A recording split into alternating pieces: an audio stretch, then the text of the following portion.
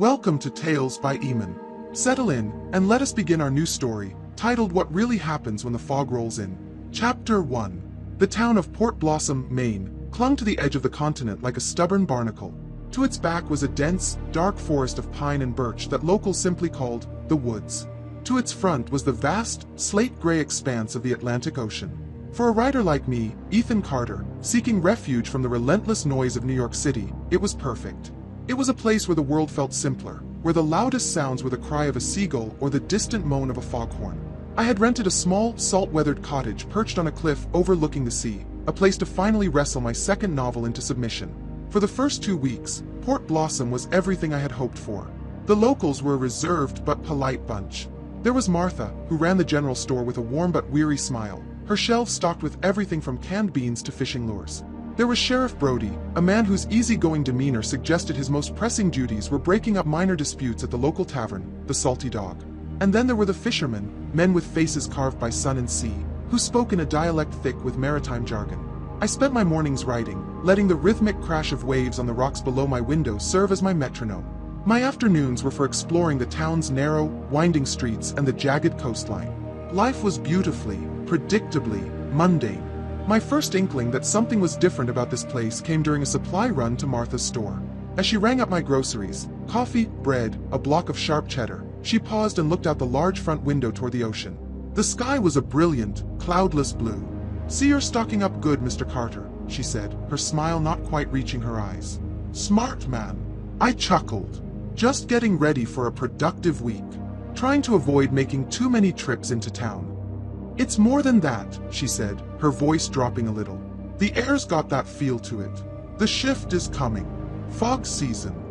I had experienced fog before, of course. A hazy morning in Central Park, a low-lying mist over the Hudson. I wasn't concerned. Adds to the atmosphere, I suppose. Good for a writer. Martha's smile faded completely. She leaned forward slightly over the worn wooden counter. "This isn't city fog, Mr. Carter. This is Port Blossom fog. It's different. It's heavy. When you see it rolling in over the water, you don't admire it. You get inside. You lock your door. You make sure you have everything you need to wait it out. Could be a day. Could be 3. Her seriousness was unsettling. It felt like more than a simple weather forecast. It felt like a warning. "All right, Martha. I'll keep that in mind. Thanks." She just nodded, her eyes still fixed on the horizon as if she could already see it coming. The next day, I met the man who turned Martha's gentle warning into a chilling premonition. I was down at the docks, sketching the fishing boats with their peeling paint and tangled nets. An old man sat on a lobster trap, mending a net with a wooden shuttle that moved with a slow, practiced grace. His face was a roadmap of wrinkles, his beard the color of sea foam, and his eyes were the same pale gray as the winter ocean. He introduced himself as Silas Blackwood. "You're the writer," he said. It wasn't a question. In a town this small, a new face was an event. "That's me, Ethan Carter." I shook his rough, calloused hand. "Heard you're staying at the old Miller place up on the cliff," he grunted, not looking up from his work. "Good view from there. You can see the fog coming from miles away." There it was again. The fog. "So I hear," I said, trying to sound casual. "Martha at the store was telling me about it." Silas stopped his work. He slowly looked up, and his pale eyes locked onto mine. The intensity in his gaze made the hair on my arms stand up. "Martha's a good woman. She tells you the practical things. Get your food, get your lamp oil. She won't tell you the real rules." "Real rules?" I asked, a nervous laugh escaping me. "What, is there a town ordinance I should know about?" He didn't smile. "There are older rules than town ordinances. Rules the sea gives us. Rules the fog enforces." He set his net down and leaned forward, his voice a low, gravelly whisper that was nearly lost in the sea breeze. "Rule number 1, when the fog comes, you go inside. Not when it hits the shore, son. When you see it on the horizon. A big, white wall that eats the sky. You go inside, and you lock your door." He held up a gnarled finger. "Rule number 2, once you're inside, you stay inside. Doesn't matter if it's been an hour or a day. You don't open that door. Not for anyone. Not for anything." He paused, letting the words sink in. I felt a chill despite the afternoon sun. He was dead serious. Rule number 3, he continued, his voice even lower. You'll hear things in the fog. Sounds. Voices, maybe. A sound like a child crying, or a woman singing. Sometimes, something else. Something scratching at your door or your window. You ignore it. You put cotton in your ears if you have to. Those sounds aren't meant for you. They're traps. The fog, it brings things with it. Things that get lost. Things that are looking for a way in. I stared at him, speechless. This was beyond local superstition. This was a deep-seated, generational dread. He must have seen the disbelief on my face because he just shook his head slowly. You're a city man. You believe in what you can see, what you can touch. Out here, we believe in what we've survived. Just remember what I told you, Ryder. It might keep you safe. With that, he picked up his net again, and the conversation was over. I walked back to my cottage, my mind reeling. It was absurd. Ghost stories for a gullible tourist. And yet, the conviction in his eyes, the genuine fear in Martha's warning, it stuck with me. That evening, I saw it. I was sitting at my desk, staring out the large picture window that faced the ocean. The sun was setting, painting the sky in strokes of orange and purple. Then, on the far horizon, I saw a line of pure white. It wasn't a cloud. It was too solid, too uniform. It was a wall, just as Silas had described. And it was moving. It rolled over the water with an unnatural speed, swallowing the horizon, devouring the last colors of the sunset. The distant foghorn from the lighthouse gave a long, mournful blast, and then its light, which had just begun to sweep across the water, was snuffed out, erased by the advancing whiteness. A sudden, deep chill permeated the air, seeping through the window panes. The sound of the waves crashing on the rocks below began to muffle, as if a thick blanket was being lowered over the world. I remembered Silas's words, "Not when it hits the shore, son. When you see it on the horizon." My heart began to pound. It was ridiculous. It was just weather.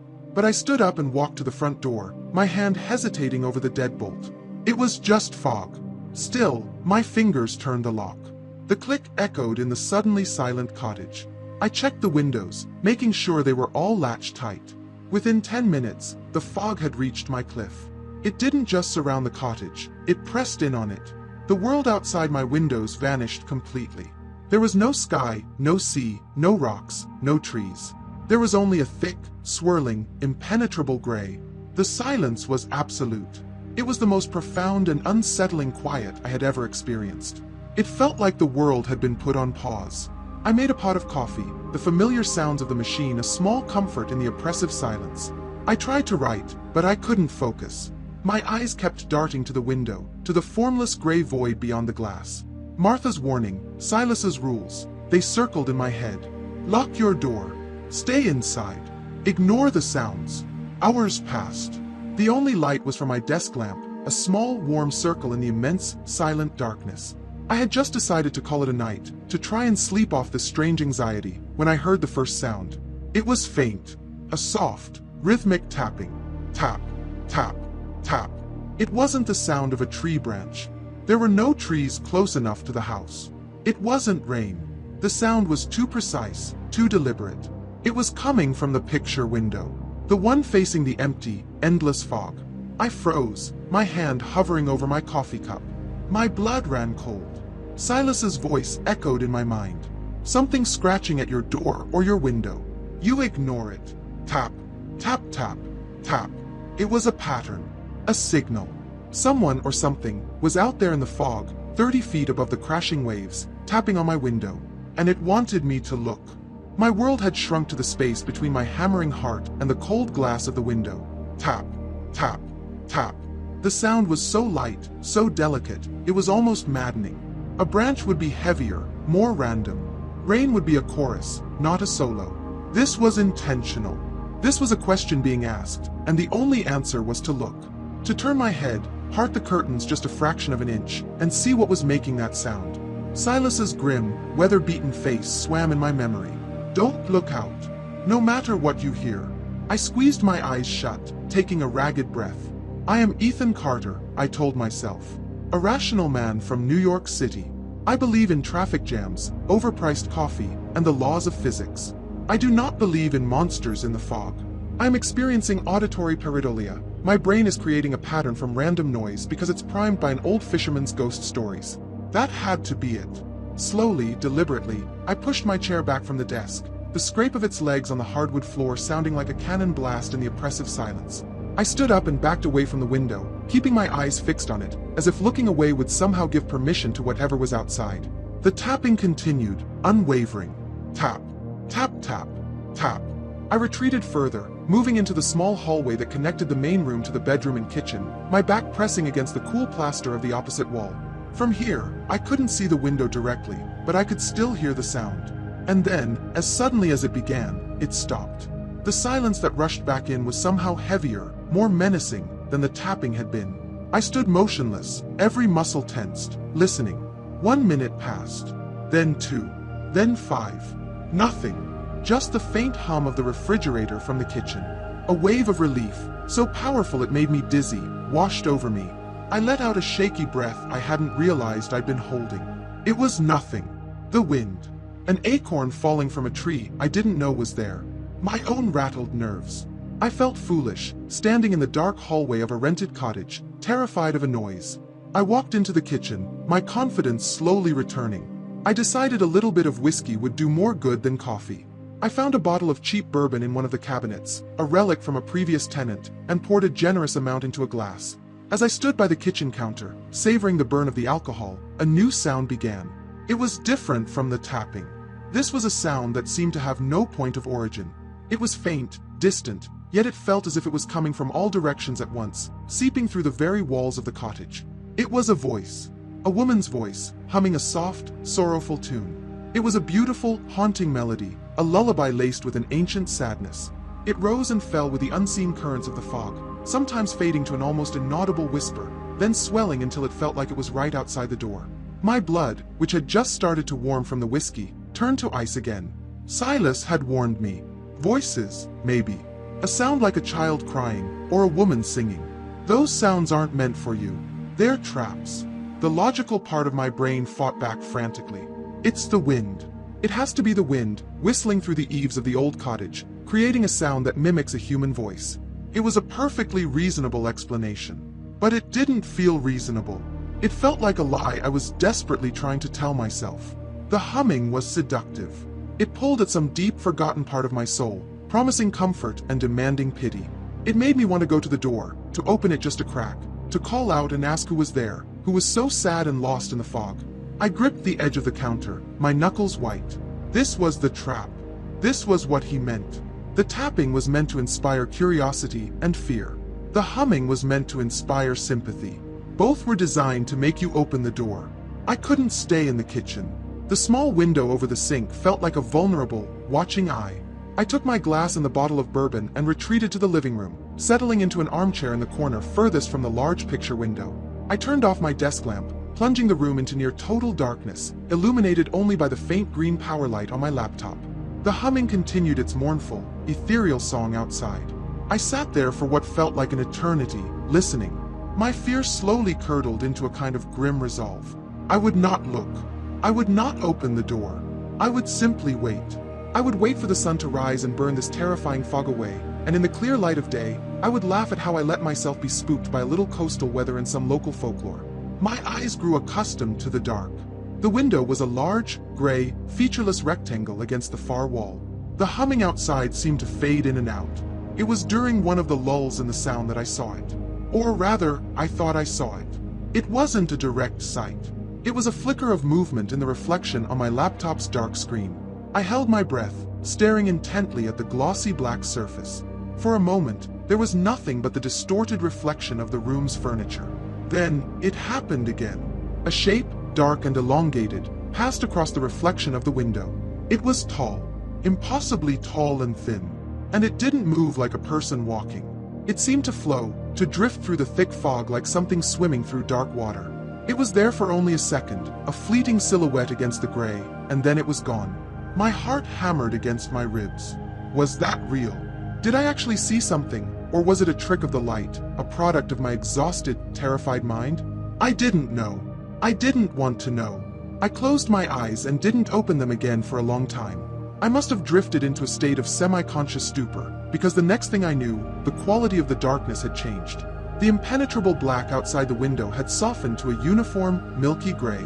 Morning had arrived, but it brought no relief. The fog was still there, as thick and suffocating as it had been all night. There was no sunrise, no sky, no horizon. The world was still gone. It was just a brighter shade of nothing. A feeling of profound isolation settled over me. I was trapped, marooned in a sea of gray. The humming had stopped, as had all the other strange noises. The silence had returned. I sat up, my body stiff and sore from sleeping in the chair. I needed coffee. I needed to do something normal to push back against the lingering nightmare of the night. I forced my tired legs to carry me to the kitchen. I went through the motions automatically, scooping coffee grounds, filling the reservoir with water, switching it on. The gurgling of the machine was the most welcome sound I had ever heard.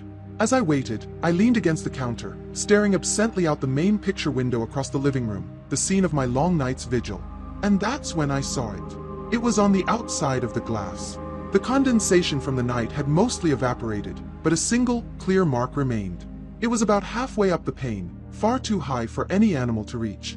It was a handprint. It was starkly, undeniably real. The palm was small and slender, but the fingers were grotesquely long and thin, pressed flat against the glass.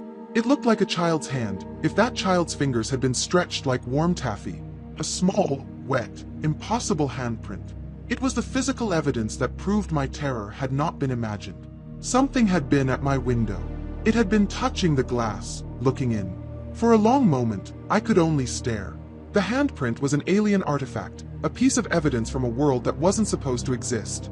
My writer's brain, which normally sought metaphors and similes, was completely blank. There was nothing to compare it to. The proportions were all wrong. It was elegant and grotesque at the same time. The sheer impossibility of it was a physical weight, pressing down on my chest, making it hard to breathe. Something with a hand like that had stood on the cliff's edge, in a gale that should have ripped it from its footing, and it had reached out and calmly touched my window. My paralysis broke. I fumbled for my phone on the kitchen counter, my hands shaking so badly I almost dropped it. I had to document this. I needed proof that I wasn't losing my mind. I opened the camera app and focused on the print. Through the screen, it looked even more unsettling. I took a photo, then another, and another. When I looked back at the pictures in my gallery, a strange distortion was visible. The image of the handprint itself was clear, but the edges of it seemed to shimmer and blur, as if the very laws of light bent strangely around the place where it had been. Wiping a hand over my face, I tried to think. What now? I couldn't just sit here and wait for that thing to come back. I needed answers. I needed to talk to someone who understood what was happening. And there was only one person who fit that description, Silas Blackwood. My first instinct was to call him. In a drawer by the phone, I'd seen a thin phone book for Port Blossom and the surrounding area. I found it, my fingers flipping through the flimsy pages. B. Blackwood. There it was. S. Blackwood, with an address down by the fishing co-op and a phone number. The cottage had an old yellowing landline phone on a small table in the hall. I picked up the receiver, a sense of hope blooming in my chest. All I got was static. A dead, empty hiss. The line was out. Of course it was. Fine. My cell phone. I had 2 bars of service when I arrived. Maybe, just maybe, I could find a signal. I walked a slow circuit around the cottage, holding the phone up like some kind of divining rod. I stood by each window. I even stood on a chair, pressing the phone against the ceiling. The message in the top left corner never changed. No service. The hope that had flickered within me died, leaving a cold dread in its place. The fog didn't just block the view, it severed connection. It cut this place and everyone in it off from the outside world completely.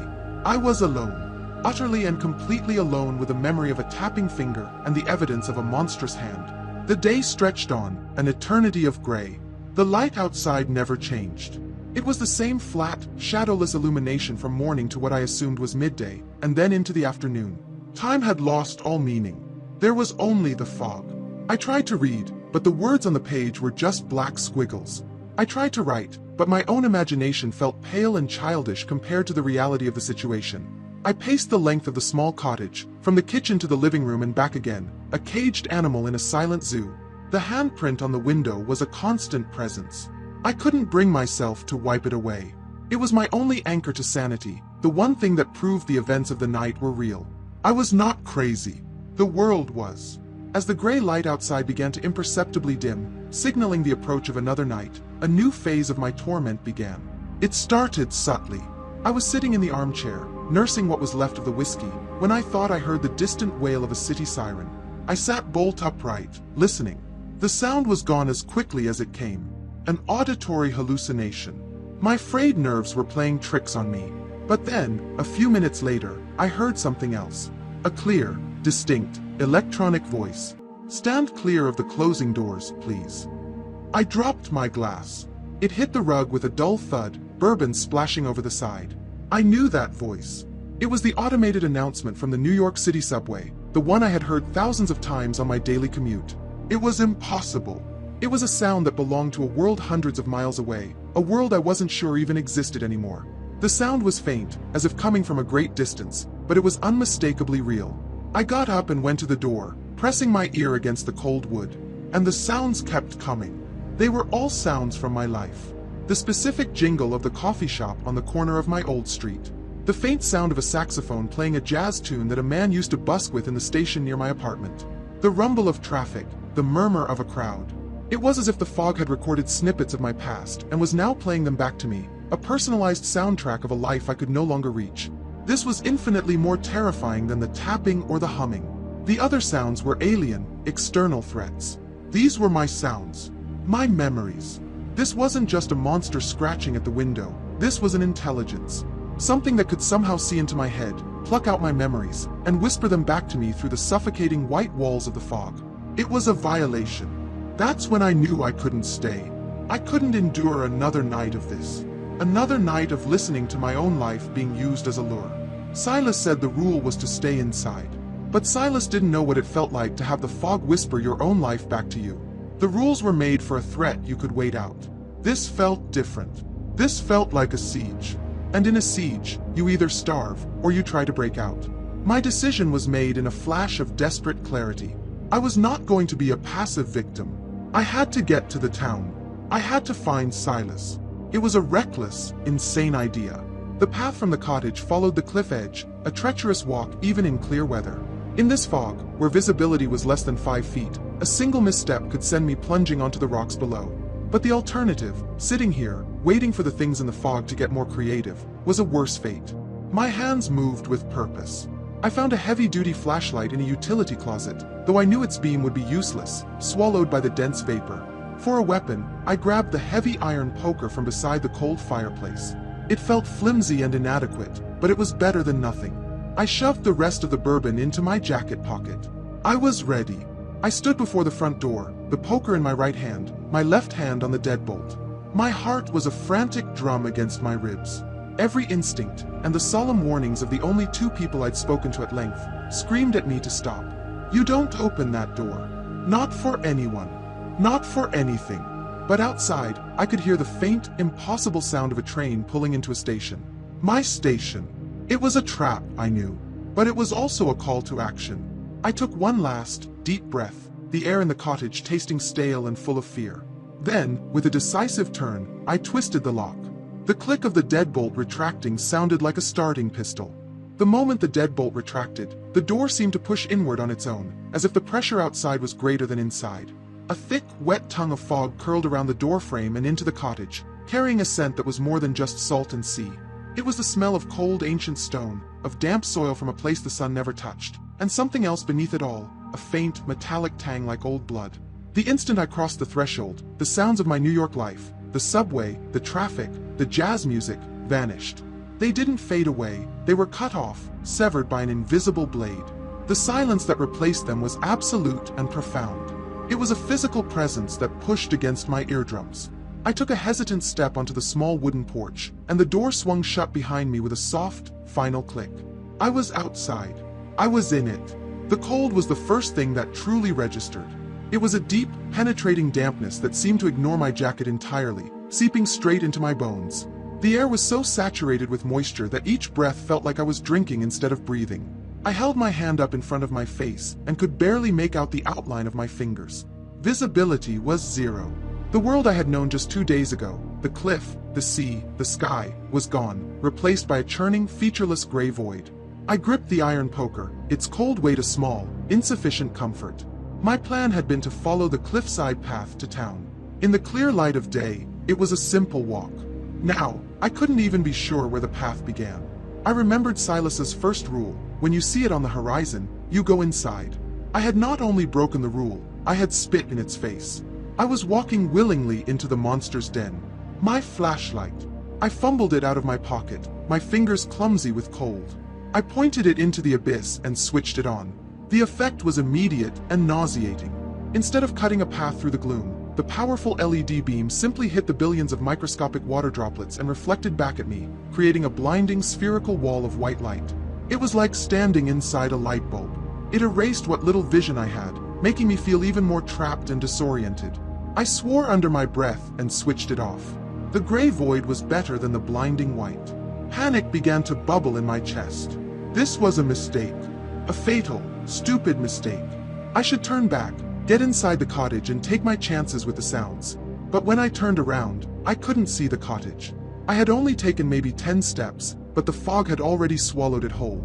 There was no light in the windows, no dark outline of the roof. It was gone. In that moment, I understood. The fog didn't just hide things. It erased them. I had no choice but to go forward. I shuffled my feet to my left until I felt the edge of the worn dirt path. My landmark. To my right was the unseen, sheer drop to the rocks and the sea. To my left was, I didn't know, the woods, I supposed. But I couldn't see a single tree. I began to move, sliding my feet rather than lifting them, keeping my body angled away from the cliff's edge. Every step was an act of faith. The only sounds were the soft scrape of my boots on the damp earth and the frantic, ragged sound of my own breathing. The world felt fundamentally wrong. The air was too still. A coastal town should always have a breeze, but here, inside the fog, there was nothing. No wind, no birds, no insects. Just silence and my own heartbeat. And then I started to see them. Flickers of movement, right at the edge of my vision.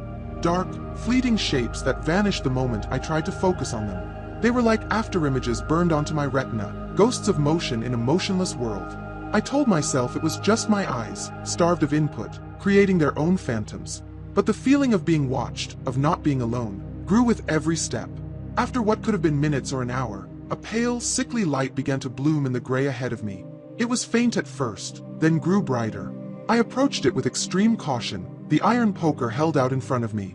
I recognized the shape that slowly emerged from the mist, a gnarled ancient oak tree, one I'd noted on my walks for its distinctive, twisted branches. But it was different now. The entire trunk and every limb were coated in a thick layer of moss I had never seen before. And the moss was glowing. It pulsed with a soft, phosphorescent green light, like a dying firefly. The light didn't illuminate anything around it. It was just there. A silent, unnatural beacon in the endless fog. I was staring at the tree, mesmerized by its awful beauty, when the humming started again. It was the same sorrowful tune from the night before. But it wasn't a disembodied, directionless sound anymore. It had a location. First, it was to my left, somewhere out in the direction of the woods. Then, it faded and reappeared directly behind me. It was moving. It was circling me. The beautiful, sad melody no longer felt like a lure. It felt like a predator's call, a tiger circling its cornered prey. A raw, primal fear took hold of me. I abandoned my cautious shuffle and began to stumble forward, half walking, half running, desperate to put distance between myself and the circling sound. The path was uneven, and I couldn't see my own feet. My boot caught on a hidden root or rock, and I pitched forward with a cry, my arms flailing. I hit the ground hard, the impact knocking the wind from my lungs. The poker clattered somewhere in the fog beside me. My outstretched right hand, braced to break my fall, landed not on dirt or stone, but on something firm yet yielding. Something that felt slick and cold, like wet rubber. I pushed myself up onto my elbows, gasping for breath, my face just inches from the ground. I blinked, trying to clear the fog from my eyes, and peered down at what my hand was touching. It was a boot. A heavy, black, waterproof fisherman's boot, caked in mud. As my terrified gaze traveled up from the boot, I saw the dark, soaked fabric of a pant leg. Then a torso. I had fallen over a body. A man, lying face down and motionless on the path. Time seemed to warp in the gray stillness. I was kneeling on the damp earth, my hand hovering over the back of a dead man, the world reduced to the scrape of my own breathing and the soft fabric of his jacket. The humming sound, which had been circling me, had fallen silent, as if it too was waiting to see what I would do. A part of my mind, the part that still clung to rational thought, screamed at me to get up and run. to leave the body and flee blindly into the mist. But I couldn't. I had to know. I scrambled back to my feet and found the iron poker half buried in the damp soil. Gripping it like a lifeline, I approached the body again. "Hello," I called out, my voice sounding thin and absurd. "Are you okay?" There was no response. The silence was my answer. Steeling myself, I hooked the end of the poker under his shoulder and pulled. The body rolled over with a heavy, waterlogged groan. It was Silas Blackwood. The sight of his face stole the air from my lungs. His skin was pale and waxy, and tiny droplets of mist clung to his seafoam beard like diamonds. But it was his eyes that held the true horror. They were wide open, staring sightlessly up into the gray, empty sky. They were not the eyes of a man who had died peacefully. They were filled with a profound, stark, and eternal terror. His mouth was a tight line, his weathered face a mask of ultimate shock, as if his last living moment was spent looking at something so impossible, so utterly monstrous, that his heart had simply stopped in his chest. I knelt beside him, my own fear momentarily replaced by a chilling sort of clinical curiosity. I looked for a wound, a sign of a struggle, anything to explain his death. There was nothing. No blood, no bruises, no broken bones. His clothes were damp from the fog, but otherwise undisturbed. It was as if he had simply been frightened to death. Silas Blackwood, the old man of the sea who had warned me about the fog's rules, had broken them himself, and he had paid the price. As I looked at him, I noticed his right hand was clenched into a tight fist. It seemed unnatural, a post-mortem spasm of pure will. Something was in his hand. My fingers, trembling, worked to pry his cold, stiff knuckles apart. It took a surprising amount of effort, but finally his grip loosened, and the object he was holding dropped into my palm. It was a piece of sea glass, but unlike any I had ever seen. Most sea glass is a pale green or blue, frosted by the waves. This piece was nearly black, the color of a starless midnight sky, and it was worn perfectly smooth, like a river stone. It seemed to drink the pale light of the fog, reflecting nothing. And it was warm. Not just neutral, but actively, strangely warm against my cold skin, as if it held its own internal heat. I stared at it for a second, then, acting on an instinct I didn't understand, I shoved it deep into my jacket pocket. That's when the humming started again. It wasn't circling anymore. It was close. So close that I could feel a low vibration in the ground beneath my knees. The beautiful, sad melody had an undercurrent now, a guttural thrumming that was full of menace. It was coming for me. I didn't need another warning. I scrambled to my feet, grabbing the poker, and I ran. It was a blind, panicked flight. I abandoned the path, plunging into the unseen landscape to my left, hoping it was the direction of the town. I couldn't see anything, my feet slipping on wet leaves and unseen roots. Branches I couldn't see whipped at my face, leaving stinging scratches. Behind me, the humming grew louder, a constant, predatory presence at my back. And it was joined by a new sound. A soft, wet, dragging noise. S-H-H-H-H-H-H-H-H thump. S-H-H-H-H-H-H-H-H thump. It was the sound of something heavy and soft being pulled across the forest floor. I didn't dare look back. I just ran, my lungs burning, terror lending a desperate, frantic strength to my legs. The world was a disorienting nightmare of gray mist and dark, fleeting shapes of trees. I had no idea where I was going, only that I was running from the thing that had left Silas Blackwood staring into eternity. I stumbled, fell to my knees, and scrambled back up, my hands caked in mud. The dragging sound was getting closer. I could almost feel the vibration of it through the soles of my shoes.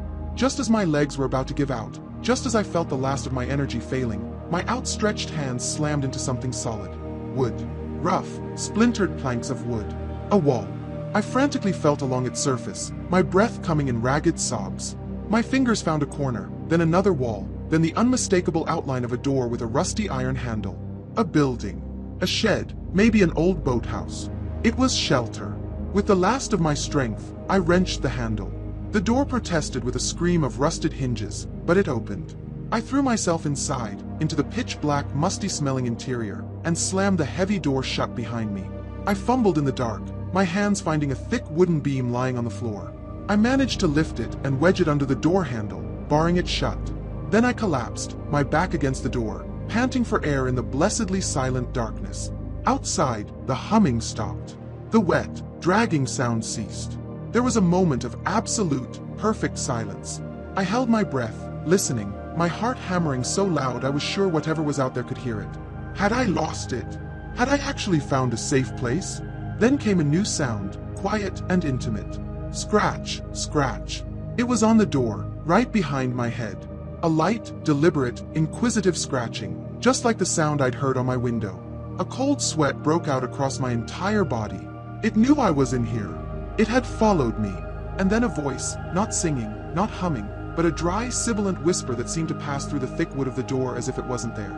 It was a sound like dead leaves skittering across pavement, and it whispered a single, impossible word. Ethan!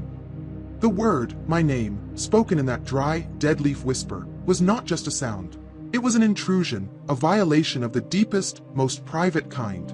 It slid through the wood, through the air, and planted itself deep inside my skull. For a second, my entire body locked up. My lungs forgot how to draw breath. My blood turned to slush in my veins. The universe, which had already shrunk to the size of this tiny rotting shed, constricted even further, to the terrifying space between my ear and the splintery wood of the door. I scrambled backwards, crab-walking away from the door, my hands slipping in something damp and foul on the floorboards. I pushed myself into the far corner, pulling my knees to my chest, trying to make myself as small as possible. The iron poker lay forgotten on the floor beside me. A weapon was useless against a thing that knew my name. Ethan, the voice whispered again, closer this time, as if it had pressed its unseen mouth right against a crack in the door. It's so cold out here. The voice changed. It was no longer the dry, sibilant rasp. It was a woman's voice. A voice I knew. It was the voice of my ex-girlfriend, Chloe, from years ago. A voice I hadn't heard in years, yet here it was, perfectly replicated. Did you forget about me, Ethan? I clapped my hands over my ears, shaking my head violently. No, you're not real. A new voice, the tinny, automated announcer from the New York subway. The next stop is Oblivion, Ethan. Stand clear of the closing doors, please. This was its method. This was its weapon. It wasn't just a physical beast that stalked the fog. It was a parasite. It had been sifting through my mind, picking through my memories like a thief going through a wallet, and now it was throwing them back at me, twisted and weaponized. The sounds I'd heard back at the cottage weren't random broadcasts. They were a prelude, an appetizer before the main course of my own personal hell. Survival instinct, however deeply buried, is a powerful thing. I knew I couldn't just cower in the corner until my mind broke. I needed to see. I needed to know what kind of cage I was trapped in. I pulled out my phone, my thumb shaking as I unlocked it. The screen flared to life, casting a pale, ghostly light around me. I was in a small, dilapidated fisherman's shed. Rotting nets were heaped in one corner, smelling of decay and brine. A rusted cleat and a coil of stiff, frayed rope sat on a crude workbench. The air was thick with the smell of mildew and the ghosts of 1,000 forgotten catches. My phone's light was weak, but it was enough. I had to know my surroundings. I pushed myself to my feet, using the wall for support, and began a slow, terrified survey of the tiny space, the phone held out in front of me like a talisman. The whispers from the door continued, a horrific mixtape of my past. My third-grade teacher scolding me. My father, long dead, humming a tune he used to love. Each sound was a psychological razor blade, designed to flay me open. I tried to block them out, focusing on the here and now. That's when my light caught it. On the wooden wall opposite the door, something was carved into the planks. They weren't random scratches. They were words, gouged into the wood with a nail or the tip of a knife in a spidery, frantic script. I moved closer, aiming the phone's light directly on the carvings. There were several lines of text. It takes your memories. It wears their voices. My heart hammered. It was a confirmation. I wasn't going crazy. Someone else had been here. Someone else had faced this thing and understood what it did. I read the next line. Don't listen. It lies. It wants you to open the door. And then, the final, crucial lines. The warm stone is the only shield. Protect it. Don't let them take it. The warm stone. My hand instinctively went to my jacket pocket. I felt the impossible heat of the smooth, black sea glass I'd taken from Silas's hand. A shield. Silas hadn't just been a victim. He had been fighting back. He had been carrying the one thing that could apparently offer some protection, and he had died protecting it. The weight of the small stone in my pocket suddenly felt immense. Just as this realization dawned on me, the whispers outside stopped. For a blissful second, there was only silence. Then, a deafening crack echoed through the shed as something massive and heavy slammed into the door. The entire structure shook. The wooden beam I had wedged in place groaned, fine cracks appearing in its surface. The psychological attack was over. The physical assault had begun. A terrible, frantic scratching sound erupted, far louder and more violent than before. It was the sound of powerful claws gouging deep into the wood, splintering and tearing. The door shuddered again and again as the thing outside threw its weight against it. It was going to get in. The beam wouldn't hold for long. My eyes darted around the shed, searching for another way out. The walls were solid, but in the back, near the ceiling, was a small, square opening. A window. It was boarded over with two thick, horizontal planks. It was my only chance. I grabbed the iron poker from the floor and scrambled onto the workbench. The sounds of destruction at the front door were getting louder, the wood splintering and cracking. I jammed the tip of the poker into the gap between the window frame and the top board and threw all my weight into it. The wood was old and rotten. It groaned, resisted, and then, with a sharp crack, the nails pulled free from one side. I worked the poker into the other side, my ears ringing with the sounds of the assault on the door. Any second now, it would burst open. The board finally came loose, and I threw it to the floor. One more to go. I wedged the poker under the last board, my muscles screaming in protest. Behind me, I heard a final deafening splintering sound as the beam holding the front door shattered. The board on the window came free just as the front door burst open. I didn't look back. I pulled myself up and through the small opening, tearing my jacket, scraping my skin on the rough wood. I tumbled out, landing hard on the damp, mossy ground behind the shed. I was out. I was free. I pushed myself to my feet, ready to run again. But as I looked up, my desperate hope died in my throat. The thick, gray fog was everywhere, and from the mist directly in front of me, behind the shed, a new humming began. The same sorrowful, predatory tune. It was harmonizing with the humming I could now hear coming from the front of the shed, where the thing had just broken in. It wasn't one creature. I was surrounded. I was caught in a pincer of nightmares. From the broken door of the shed behind me, the sorrowful humming rose in pitch, a predator closing in. Ahead of me, from the impenetrable wall of gray, its twin answered, creating a disorienting, terrifying harmony. I was frozen in the small, mossy clearing, my body locked by a certainty of doom so absolute it felt like a physical weight. Shapes began to coalesce in the fog on either side of me, tall, indistinct silhouettes that seemed to stretch and twist, as if the fog itself was being woven into a solid form. This was it. This was how I was going to die, torn apart by things I couldn't even properly see.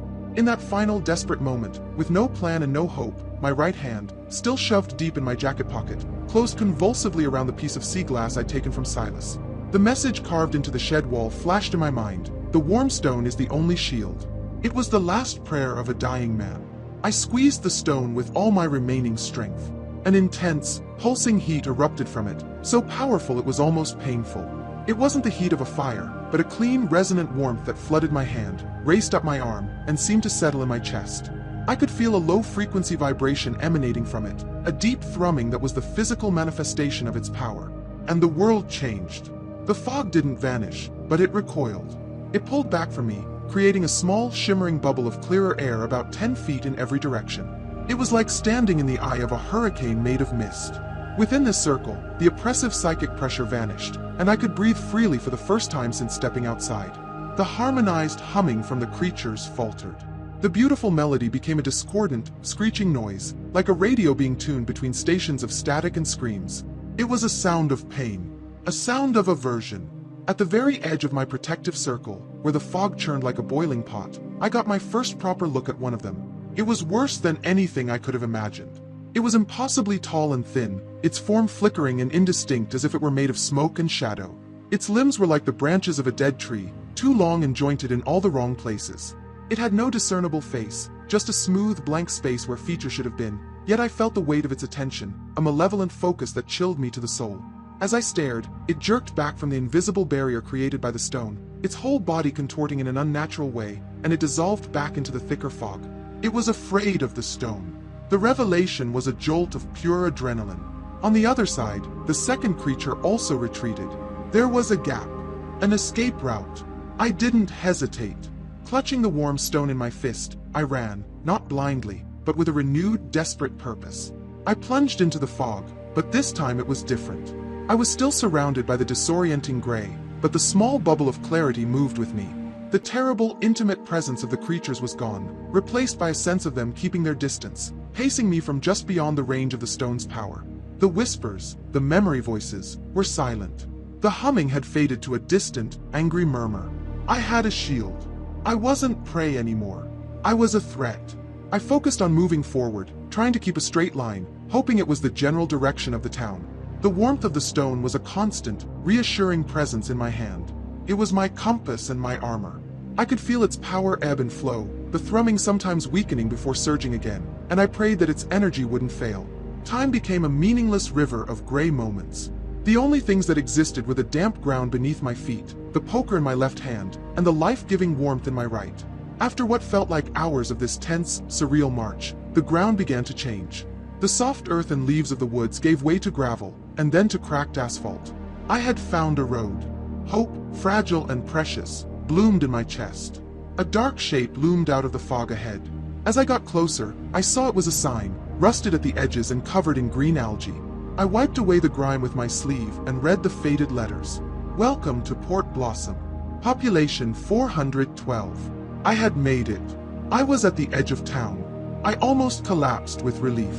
I followed the road, expecting to see the warm lights of houses, to hear the sound of a generator, to find other survivors huddled together. But there was nothing. The town was dark. Every house I passed was a black, silent silhouette. No lamps in the windows, no flickering candles, no cars idling on the street. The entire town was as dead and empty as Silas Blackwood's eyes. The fog swirled down the main street, thick and heavy, muffling the sound of my own footsteps until it felt like I was walking through a graveyard. Where was everybody? Where was Sheriff Brody? Where was Martha? My relief curdled back into a cold, heavy dread. I had escaped the hunters in the woods, only to walk into an even bigger, more terrifying mystery. And then I heard it. Cutting through the dead silence, a new sound began. It was slow, rhythmic, and impossibly loud. Bong. A deep, resonant tolling of a great bell. Bong. It was coming from the center of town, from the tall steeple of the old church. It wasn't a call to worship. It was a slow, mournful, deliberate toll. A funeral bell, ringing out for a town that was already dead. The sound of the bell was the town's dying heartbeat. It was a slow, deliberate rhythm that resonated not just in my ears, but in my bones, a funereal cadence for the 412 souls who had vanished. I stood at the edge of Main Street, the warm stone clutched in my fist, a solitary actor on a stage set for a tragedy. The fog, thick and suffocating, swirled around the dark shapes of buildings, making the familiar outlines of a small town seem alien and menacing. Every instinct screamed at me to find a house, to break in and hide, to wait this out. But I knew waiting was a fool's hope. The bell was the only sign of activity, the only clue in this silent, empty world. It was a summons, and whether it was a trap or a call for help, I knew I had to answer it. My path was clear. I had to go to the church. My journey down Main Street was the most unnerving walk of my life. The town was a portrait of sudden interruption. A child's red tricycle lay overturned on the damp lawn of a small house, one wheel still spinning lazily. Further down, a station wagon was parked in the middle of the road, its driver's side door left wide open, as if the owner had fled in the middle of a thought. The windows of the houses were dark, vacant eyes staring into the grayness. There was no life here. There was only the evidence of its abrupt departure. As I walked, the stone in my hand began to change. The gentle, protective warmth intensified, growing into a fierce, almost painful heat. The low thrumming vibration increased until my entire hand felt numb and electrified. It was a clear warning. I was walking toward the source of whatever power was at play in this town, and my shield was straining against it. But I couldn't stop. Letting go of the stone felt like a death sentence. I passed Martha's general store. The cheerful bell that should have announced a customer was silent. The front door was slightly ajar, swinging back and forth with a soft, rhythmic creak. A powerful curiosity mixed with my fear, and I pushed the door open to peer inside. The scene was one of quiet chaos. A stack of canned goods had been knocked to the floor. An oil lantern lay on its side near the counter, a dark, greasy stain spreading across the floorboards around it. It was a snapshot of a moment of panic. The people of Port Blossom hadn't left peacefully. They had fled from something inside the town itself. I pulled the door shut and continued on, my pace quickening. The church was at the end of the street, situated on a small rise, its tall, sharp steeple piercing the fog like a black spear. As I drew closer, the tolling of the bell became a physical force, a wave of sound that washed over me with every ring. The great oak doors at the entrance were wide open, a gaping dark maw inviting me into the heart of the mystery. Holding the stone out in front of me like a torch, I climbed the stone steps and crossed the threshold. The air inside was cold and smelled of damp stone, old wood, and melting wax. The first thing I saw, in the church's entrance hall, was the bell rope. It was as thick as my arm, descending from a dark hole in the ceiling high above. And it was moving. It swayed in a slow, steady rhythm, pulling taut with an unseen weight before going slack again. With every pull, the deafening bong from the bell tower echoed through the cavernous space. But there was no one there. No person, no mechanism. The rope was being pulled by an invisible hand. My breath hitched in my throat. This was a different kind of wrongness. The creatures in the woods were a violation of natural law. This felt like a violation of something holier, a desecration. I forced myself to move forward, stepping out of the entryway and into the main sanctuary. The cavernous room was empty. Pews stood in silent, orderly rows, their dark wood polished to a dull sheen. The only light came from the tall stained glass windows, which filtered the gray fog into muddy, bruised colors of purple and red, painting the empty room in a sickly light. My eyes were drawn to the far end of the church, to the altar. It wasn't empty. Something was laid out across its stone surface, arranged in a pattern that glinted faintly in the dim, colored light. Cautiously, I walked the length of the central aisle, my footsteps echoing unervingly in the vast silence between the tolls of the bell. As I reached the altar, I saw what it was. Stones. Hundreds of them. They were all identical to the one in my hand, smooth, perfectly worn, and black as midnight. They had been arranged on the altar in a large, intricate spiral, mesmerizing and perfect. My stone was not unique. It was just one of many. I held my hand out over the altar, and the stone I carried pulsed with a searing heat. In response, the hundreds of stones in the spiral seemed to glow with a faint, internal luminescence, a silent, powerful communication passing between them. And then, the bell stopped. The sudden, absolute silence was more shocking than the noise had been. The world fell away, leaving only the ringing in my ears. I stood frozen for a long moment, staring at the impossible spiral of stones. What did it mean? A floorboard creaked behind me. I spun around, my heart leaping into my throat. I wasn't alone. A figure was standing in the deep shadows of the narthex, just inside the open church doors, silhouetted against the gray fog. They had been there the whole time, watching me. The figure took a slow, deliberate step forward, moving into a sliver of murky purple light filtering down from a window. The light illuminated a familiar, weathered face and the dull brass of a sheriff's badge pinned to a khaki shirt. It was Sheriff Brody. He wasn't holding a gun. He wasn't smiling. His face was a placid, unreadable mask. He just stood there, his hands hanging loosely at his sides, watching me with eyes that seemed as dark and empty as the town around us. The silence in the church was a living thing, broken only by the frantic pounding of my own heart. Sheriff Brody stood by the entrance, a solid, unmoving silhouette against the churning gray fog. His face, half in shadow, half in the bruised purple light of the stained glass window, was completely devoid of emotion. It was this unnerving calm that was the most terrifying thing of all. A man should not be this placid in the face of the apocalypse. I tightened my grip on the iron poker, its weight a pathetic reassurance. The warm stone in my other hand pulsed steadily, a silent beat matching my own panicked pulse. Brody, I finally said, my voice cracking, unnaturally loud in the vast, empty sanctuary. What the hell is going on? Where is everyone? Sheriff Brody took another slow step forward, his boots making no sound on the ancient stone floor. He stopped at the end of the center aisle, still a good 50 feet away from me. When he spoke, his voice was low and flat, stripped of all inflection. It was the voice of a man who had seen too much and had nothing left to feel. "They're here, Ethan," he said, with a slight, almost imperceptible nod towards the town outside. "They're all here, in their homes, in their cellars and their attics. They're being quiet." The simple statement sent a fresh wave of ice through my veins. The empty houses weren't abandoned. They were filled with terrified people, hiding in the dark, holding their breath. The entire town was playing a deadly game of hide and seek. "Quiet from what?" I demanded, taking a step back toward the altar. "Those things in the woods. I saw them. Silas, he's dead. I found him on the path."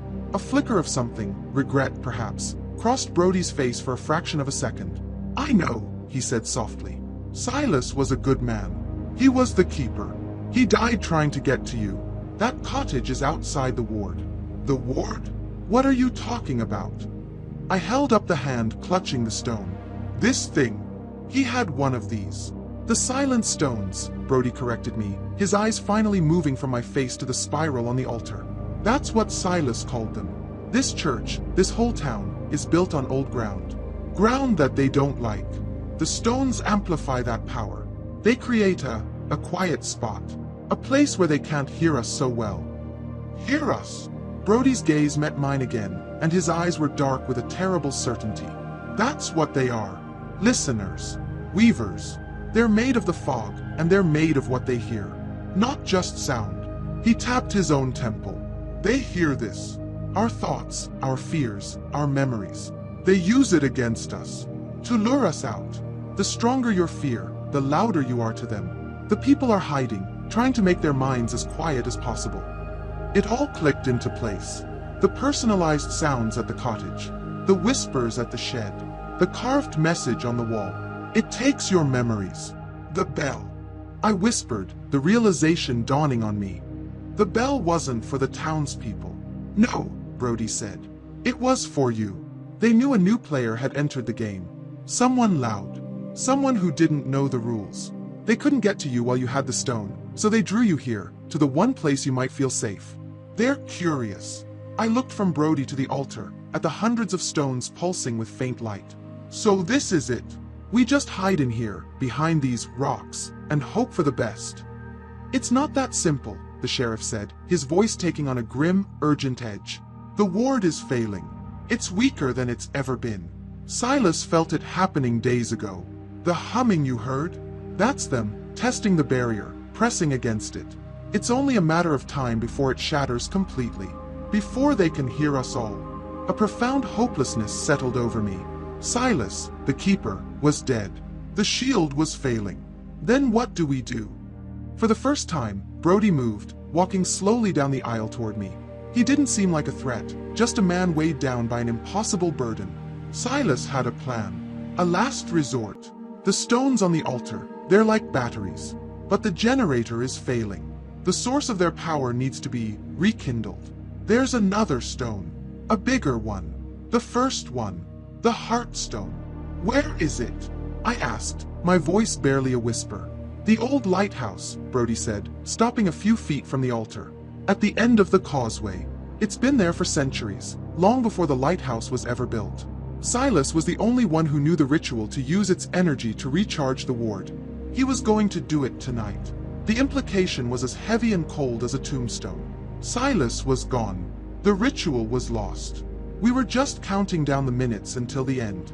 But he's dead, I said, stating the obvious. Brody looked at me, his expression grim. He is. But he got a stone to you. You survived a night and a day out there, alone. You faced them and you made it to this church. In all the old stories, that's how a new keeper is chosen. Not by blood, but by survival. I stared at him, horrified. Me? I'm a writer from New York. I don't know anything about rituals or magic stones. That's insane. Insane is what's waiting outside that door, Brody countered, his voice firm. You don't need to know the ritual. Silas once told me that if the keeper was gone, the Heartstone would know what to do. It just needs one of its children brought back to it. You just have to get your stone to the lighthouse. Place it with the Heartstone. He looked toward the vast open doors of the church, and for the first time, I saw real fear in his eyes. The fog is at its thickest now, he said. Soon, what passes for night in this gray hell will fall. That's when they are strongest. When the ward is at its weakest. You have to go now. You have to get to the lighthouse before the last of the daylight fades completely. He was giving me a death sentence. A suicidal mission into the heart of the nightmare. He saw the refusal on my face. You have a choice, Ethan, Brody said, his voice softening slightly. You can stay here with the rest of us. We can be quiet together and pray the ward holds for one more night. Or you can take the one chance the 412 people in this town have left. He turned and walked back toward the entrance, leaving me standing alone at the altar. I looked down at the warm, black stone in my hand. It was no longer just a shield. It was a key, a burden, a terrible, fragile hope. I looked past Sheriff Brody, out the church doors, and into the endless, waiting gray. The fate of Port Blossom was in my hands. I stood before the altar, the weight of Sheriff Brody's words pressing down on me harder than the fog itself. 412 lives. An entire town, hiding in the shadows, their collective fate now somehow tangled up with mine. I looked down at the black stone in my hand. It was no longer just a shield that had saved my life. It was an obligation. A terrible, crushing responsibility. I thought of Silas, his face a frozen mask of terror, dying on the path trying to get this very stone to me. I thought of the frantic carvings on the wall of the shed, a message from another soul who had understood the stakes. And I thought of the silence in the houses I passed, a silence that was not empty, but full of held breath and quiet prayers. My choice was no choice at all. To refuse was to condemn them all, and myself along with them. To accept was almost certain death. But it was a chance. I took a deep breath, the cold, musty air of the church filling my lungs, and I looked at Brody. "Okay," I said, my voice steady, surprising even myself. "Tell me how to get there." A flicker of something, not quite hope, but a grim respect, entered the sheriff's eyes. He nodded once and gestured for me to follow him to the front pew. He pulled a worn, creased map from his shirt pocket and unfolded it. It was a simple, hand-drawn map of Port Blossom and the surrounding coastline. "We're here," he said, tapping the small square that represented the church. "The causeway to the lighthouse is here, on the eastern edge of town. You'll want to take the back streets. Less open space. Follow Harbor Lane until it turns to dirt. That path will lead you straight to it."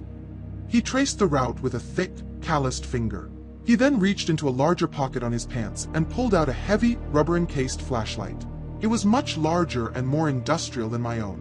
"Take this. It's an old diver's light. The beam is narrower, more focused. Might cut through this soup a little better than a standard beam. Don't count on it, but it's better than nothing." I took the heavy light, its weight substantial in my hand.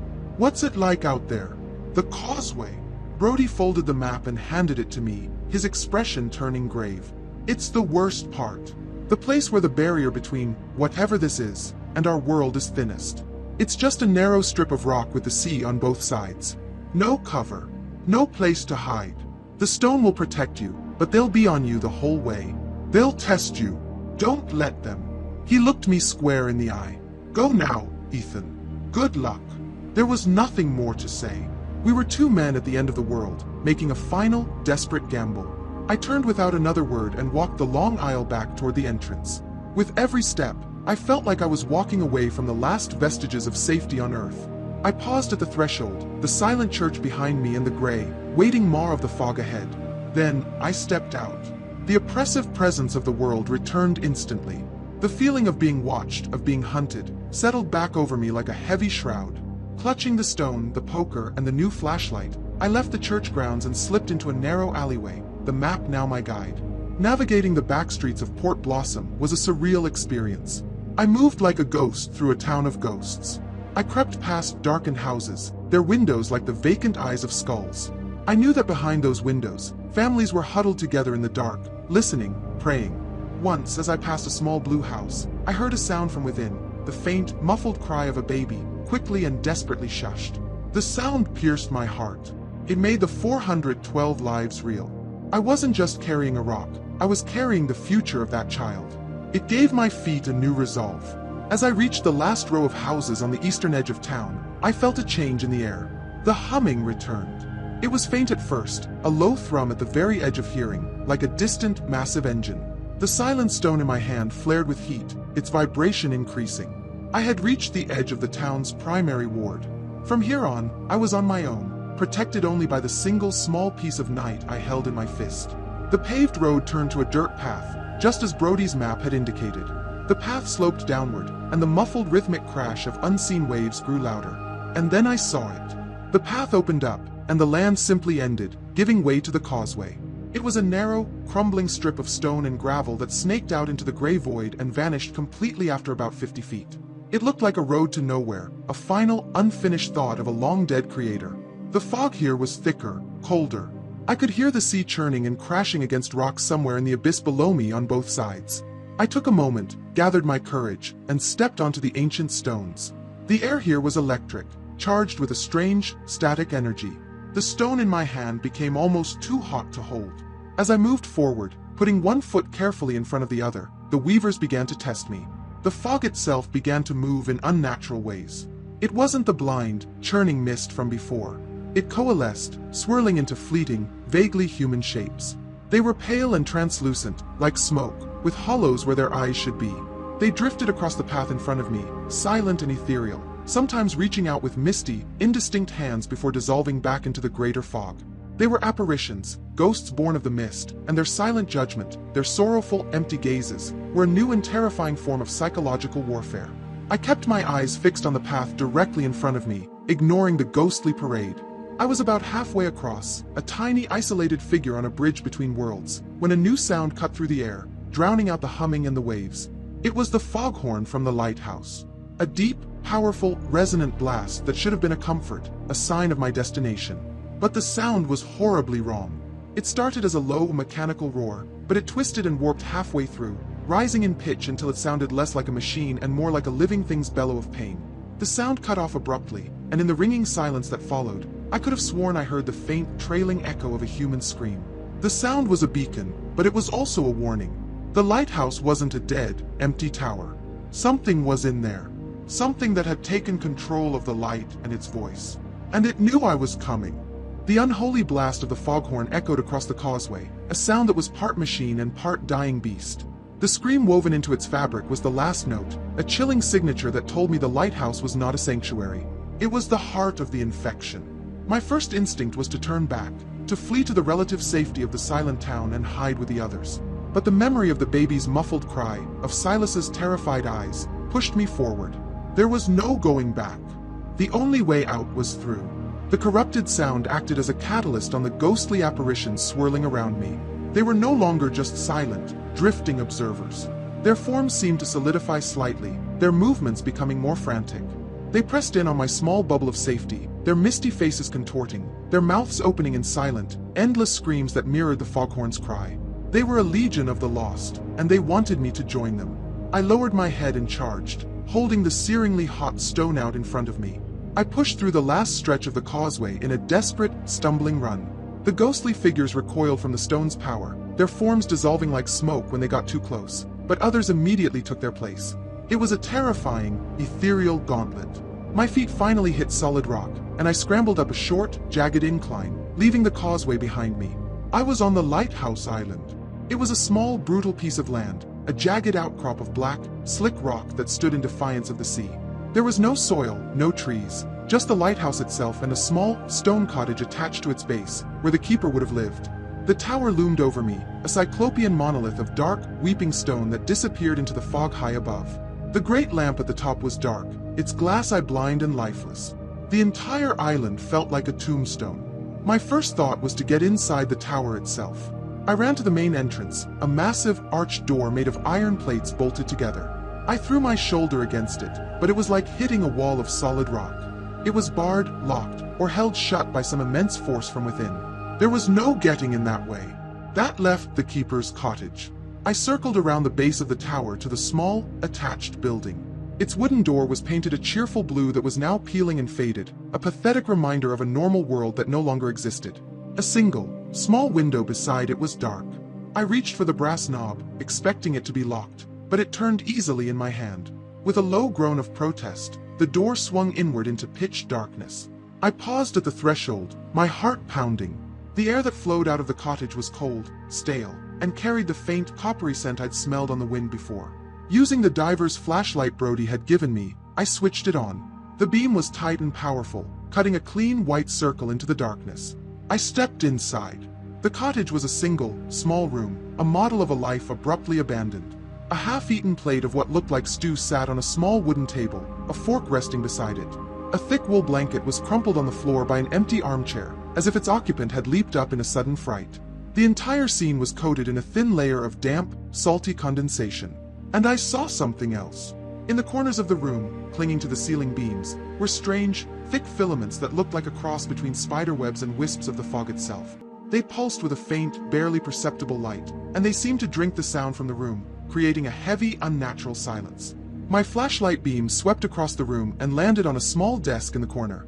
On it, a leather-bound logbook lay open, a fountain pen resting beside it as if the writer had just stepped away for a moment. Drawn by an irresistible pull, I walked over to it. The pages were filled with a neat, looping script, detailing weather patterns, shipping traffic, and the mundane daily tasks of a lighthouse keeper. I flipped to the last few entries. The neat script began to unravel. September 10th. Fog rolled in this morning. Thickest I've ever seen it. Strange. Radio's gone to static. Even the emergency band. September 11th. Still no break in the fog. Heard noises last night. A kind of humming from the fog itself. Not seals. Never heard anything like it. September 12th. Power to the lamp is steady, but the light itself seems to be struggling. It flickers when it passes over the densest parts of the fog. It's like the darkness is fighting back. The air feels heavy. September 13th. The handwriting on this last entry was a frantic, barely legible scrawl, the ink bleeding in places as if the writer's hand was shaking violently. It's inside. Not in the cottage with me. In the tower. I can hear it moving in the walls when the lamp is quiet. It doesn't like the light. It sings to me in the dark moments between the sweeps of the beam. A terrible, beautiful song. It promises things. I have to keep the light on. I have to keep it turning. The light is the only thing that keeps it at bay. The light is the only. The entry ended there, trailing off into a long, spidery scratch of ink that ran off the page. My blood ran cold. The creature, the weaver, was in the tower, and it was afraid of the light. The heartstone had to be at the top, in the lantern room, the source of that light. My mission was no longer just to reach the lighthouse. I had to climb it, ascend into the monster's lair. I found the door that the logbook's author had dreaded. It was at the back of the cottage, a heavy iron-bound door that clearly led to the base of the lighthouse tower. It was my only path forward. Taking a deep breath, I reached out and put my hand on the large, cold iron ring that served as a handle. As my fingers touched the metal, a sound began on the other side of the door. Scrape. A pause. Scrape. A pause. Scrape. It was a slow, rhythmic, dragging sound. The sound of something hard and sharp being methodically pulled down the circular stone staircase within the tower. It was descending from the darkness above. And it was coming to meet me. My hand was frozen on the cold iron ring of the door. On the other side, the slow, rhythmic scraping was the only sound in the world, a patient, deliberate countdown to some unimaginable horror. Scrape, scrape. Each sound was a footstep, a deliberate downward march. My mind raced. Do I barricade the door and trap myself in this cottage? Or do I open it and face whatever is coming? But my mission, the fate of the town, left me with no real choice. I had to go up. The scraping stopped. The silence that followed was somehow worse. It had stopped right on the other side of the door. It was waiting. I braced myself, my knuckles white on the poker, preparing to wrench the door open and face the consequences. But I never got the chance. With a low, groaning screech of protesting metal, the iron ring on my side of the door began to turn. Slowly, impossibly, it rotated, moved by a force from the other side. The heavy latch lifted. The door, thick and iron-bound, swung inward with a deep, funereal groan, opening a portal of perfect, impenetrable blackness. Framed in the doorway, a figure stood. It was a man, gaunt and stooped, wearing the simple work clothes of a lighthouse keeper. His face was pale and waxy in the beam of my flashlight, but it was his eyes that stole my breath. They were open, but they were a milky, clouded white. They were the eyes of a blind man, or a dead one. His movements were small and jerky, like a marionette with tangled strings. In his right hand, he held a small, rust-eaten hand anchor by its chain, the 3 flukes resting on the stone floor. This was the source of the scraping. He had been dragging it, step by step, down the circular staircase. This was the keeper. This was what the weaver had done to him. It wasn't just controlling him, it was using him, turning him into a mindless puppet, a gruesome welcoming party. He took a shuffling step forward, and then another, the anchor scraping against the floor. He didn't rush. He moved with a slow, relentless purpose that was utterly terrifying. He wasn't trying to kill me in a rage. He was simply following a command. He raised his left hand, his fingers crooked into a claw, and lunged. I jumped back, swinging the poker. It connected with his shoulder with a dull thud, a sound with no satisfying impact. He didn't even flinch. He just kept coming, his milky eyes fixed on a point somewhere past my head. I scrambled backwards into the small cottage, knocking over a chair. He was silent, his breath not even making a sound. The only noise was the scrape of the anchor and the shuffling of his feet. I jabbed with the poker again, keeping him at bay, but he was unnaturally strong, pushing forward against the iron rod. This was hopeless. Fighting his body wasn't fighting him. The true enemy was the puppeteer, the weaver hiding in the tower above. The carved words from the shed echoed in my mind. The warm stone is the only shield. It was a shield, but could it be a weapon? As the keeper lunged again, I didn't retreat. I lunged forward, shoving my right hand. the hand clutching the searingly hot silent stone, directly into the center of his chest. The effect was instantaneous and violent. A flash of pale, white light erupted from the point of contact, and the keeper's body was thrown backwards as if struck by lightning. He hit the stone doorframe with a sickening crack and crumpled to the floor. For a single horrifying second, a flicker of awareness returned to his clouded eyes. They focused on me, filled with a universe of terror and agony. His mouth opened, and a dry, rasping word escaped. "Light," he whispered. Then the light in his eyes vanished for good, and he collapsed, a discarded puppet whose strings had been cut. I stood there, panting, my own heart hammering against my ribs. I stared down at the keeper, a victim of the same evil I was now marching into. Stepping over his still form, I entered the base of the lighthouse tower. The darkness was absolute. My flashlight beam cut a lone, dancing circle in a void that felt infinite. The air was freezing, and it vibrated with a low, sub-audible hum that made my teeth ache. An iron spiral staircase, slick with sea mist, rose from the center of the floor and vanished into the oppressive blackness above. And the webs were everywhere. Thick, ropey strands of the fog-like substance crisscrossed the space, clinging to the curved stone walls and the staircase itself. They pulsed with the same faint, sickly light I'd seen in the cottage. I was in the creature's nest. There was only one way to go: up. I placed my foot on the first iron step and began to climb. Each step echoed, the sound immediately swallowed by the humming darkness. The flashlight beam only showed me a few steps at a time, a tiny island of reality in an ocean of nightmare. As I ascended, the whispers began.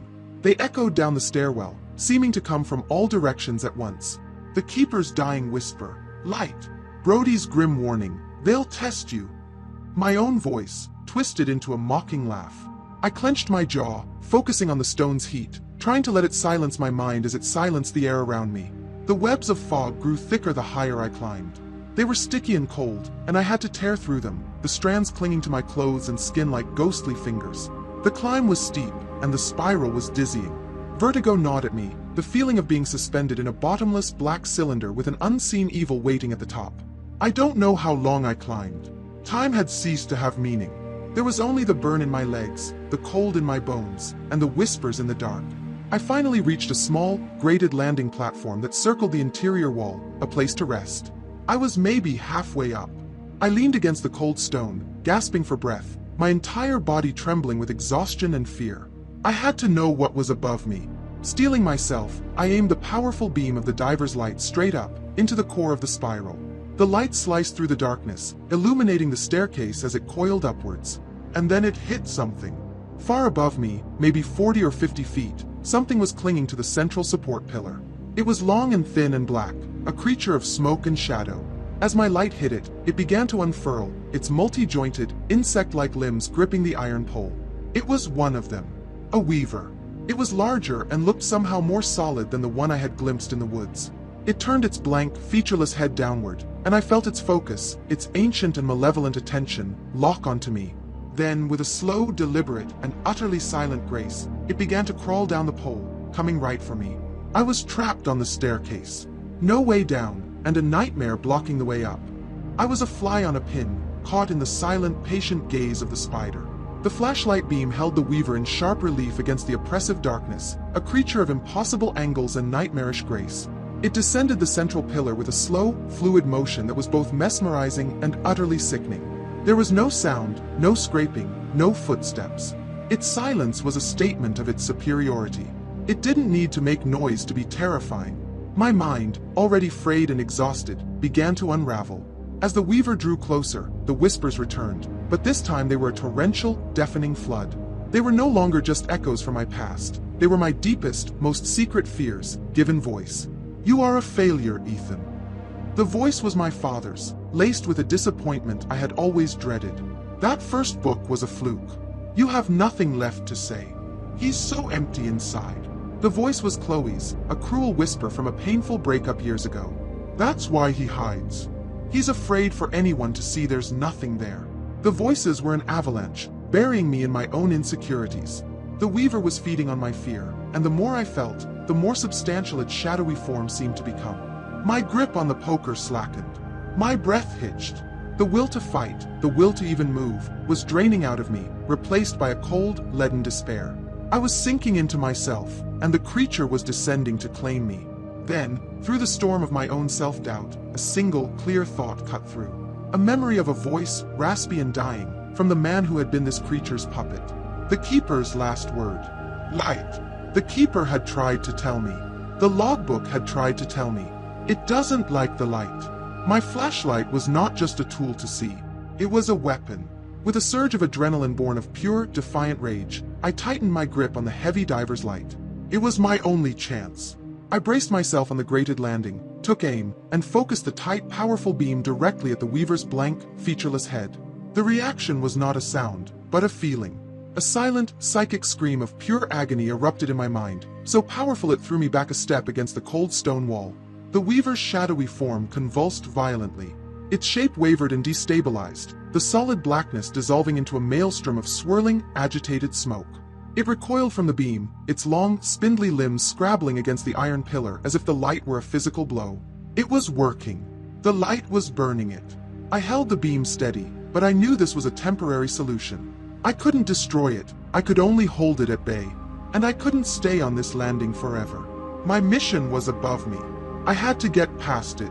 A desperate, insane idea formed in my mind. I couldn't go through it. But maybe, just maybe, I could go around it. Keeping the flashlight beam pinned on the writhing creature, I began to move. I swung one leg over the railing of the landing, my foot searching for a hold on the iron support struts that connected the staircase to the outer wall. My fingers, cold and numb, found a grip on a thick metal bracket. My other hand held the flashlight, the beam shaking but still fixed on my target. The next few minutes were a blur of pure, agonizing terror. I was climbing on the outside of the spiral staircase, suspended over a black abyss. The iron was slick with mist and cold as ice. My muscles screamed with the strain of clinging to the superstructure, all while keeping the light trained on the weaver, which writhed and recoiled just a few feet away from me. It wouldn't let me pass so easily. As I climbed level with it, one of its long, smoke-like arms lashed out, moving faster than I would have thought possible. It bypassed the beam of light, and its razor-thin tip brushed against my left forearm. The touch was not a physical sensation. It was a feeling of absolute, soul-deep cold, a void that seemed to suck the warmth and life right out of me. For a split second, my mind was flooded with a memory I hadn't thought of in 30 years. Me as a small boy, crying because I dropped my ice cream cone on a hot summer sidewalk. The memory was pulled from me, stolen, leaving a feeling of hollow emptiness in its place. In my pocket, the silent stone flared with an intense, furious heat, and the connection was severed. The creature's limb retracted as if burned. I was left with a patch of skin on my arm that was numb and colder than the surrounding air, and the horrifying knowledge of what that touch could do. It didn't just kill, it erased you, one memory at a time. With a final, desperate heave, I pulled myself up and over the railing, scrambling back onto the solid grating of the staircase, now a full level above the weaver. I shone the light down on it. The creature paused its writhing and looked up at me. I felt a sense of ancient, frustrated intelligence in its gaze. Then, rather than pursuing me, it began to ascend, flowing up the central pillar with an unnatural speed and vanishing back into the darkness above, retreating toward the source of its power. I had won. I was alive. I leaned against the railing, gasping, my body trembling uncontrollably. The way was clear. After a moment, I pushed myself onward, resuming the endless climb. The whispers were gone. There was only the sound of my own ragged breathing and the deep, resonant humming that was growing steadily louder. The staircase finally ended. Above me was a short, vertical iron ladder leading to a square trapdoor in the ceiling.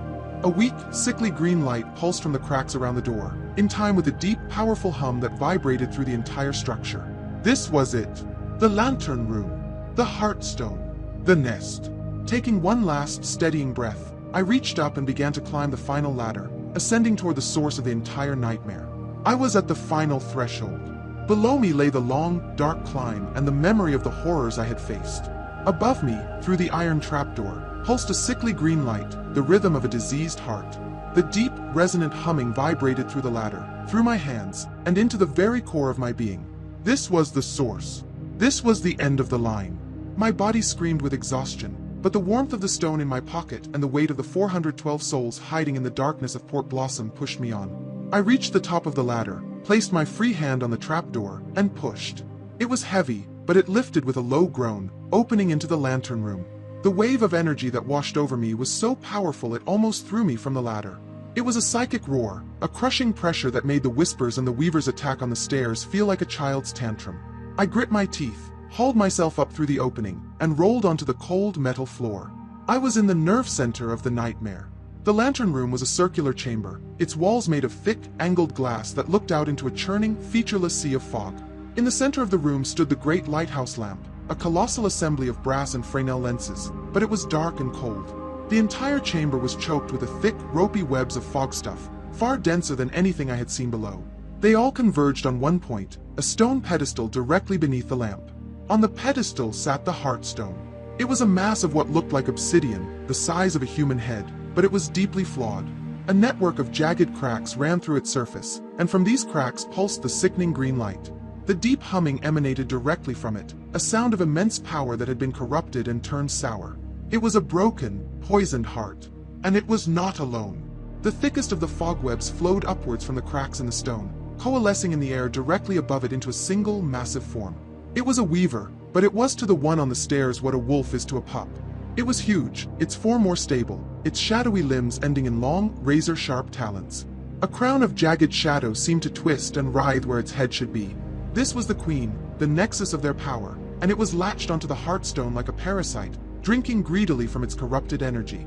The moment I entered, its full attention fell upon me.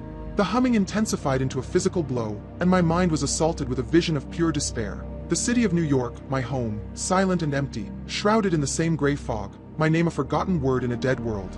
Tendrils of black, smoky fog lashed out from the central mass, striking at me like whips. I scrambled to my feet, my mind reeling. The mission. Focus on the mission. Not to fight it, but to heal the stone. Brody's words echoed in my head. You just have to get your stone to the Heartstone. I brought the diver's light up, its powerful beam a sort of pure white in the sickly green gloom. I slashed it across the lashing tendrils, and they recoiled with a silent psychic hiss. The stone in my pocket burned with a protective fire, a shield against the crushing despair the queen was projecting into my mind. I was armed. I had a chance. I began to move, circling the great lamp, my goal the pedestal on the other side. The queen threw everything it had at me. The floor seemed to tilt and sway. The faces of everyone I had ever known appeared in the fogwebs, their eyes accusing, their mouths whispering my failures.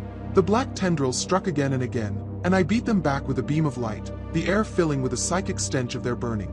It was a desperate, stumbling battle, a fight through a hurricane of my own inner demons and a very real external monster.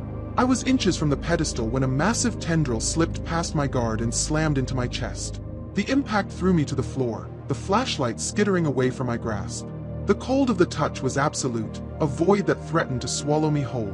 My vision grayed out. The queen loomed over me, a triumphant god of darkness. With the last of my strength, my hand shaking, I pulled the silent stone from my pocket. Its warmth was the only real thing in a world of illusions. The pedestal was right beside me. I could see the Heartstone, pulsing its foul green light. And on its surface, I saw a small, perfectly shaped indentation, the exact size and shape of the stone in my hand. It was a keyhole. Ignoring the looming shadow above me, I stretched out my hand and pushed the silent stone into the indentation on the Heartstone's surface. It clicked into place as if it were the final piece of a puzzle millennia in the making. For a single, silent moment, nothing happened. Then, a cataclysm of pure, white light erupted from the Heartstone. The light was not hot, it was clean and clarifying. It poured out of the stone, flooding the lantern room, sealing the green, sickly cracks with seams of brilliant silver. The deep, corrupted humming stopped, replaced by a single, pure, resonant chime that vibrated with the sound of creation. The pure light was death to the queen. It threw back its shadowy head and let out a final, silent, soul-shattering scream of pure agony that I felt in the marrow of my bones. Its form, and all the webs connected to it, dissolved into nothingness, vaporized by the cleansing energy. The light from the Heartstone shot upwards, into the great lamp. With a powerful thrum, the lighthouse lamp burst to life, its massive bulb igniting with a brilliance that was almost blinding.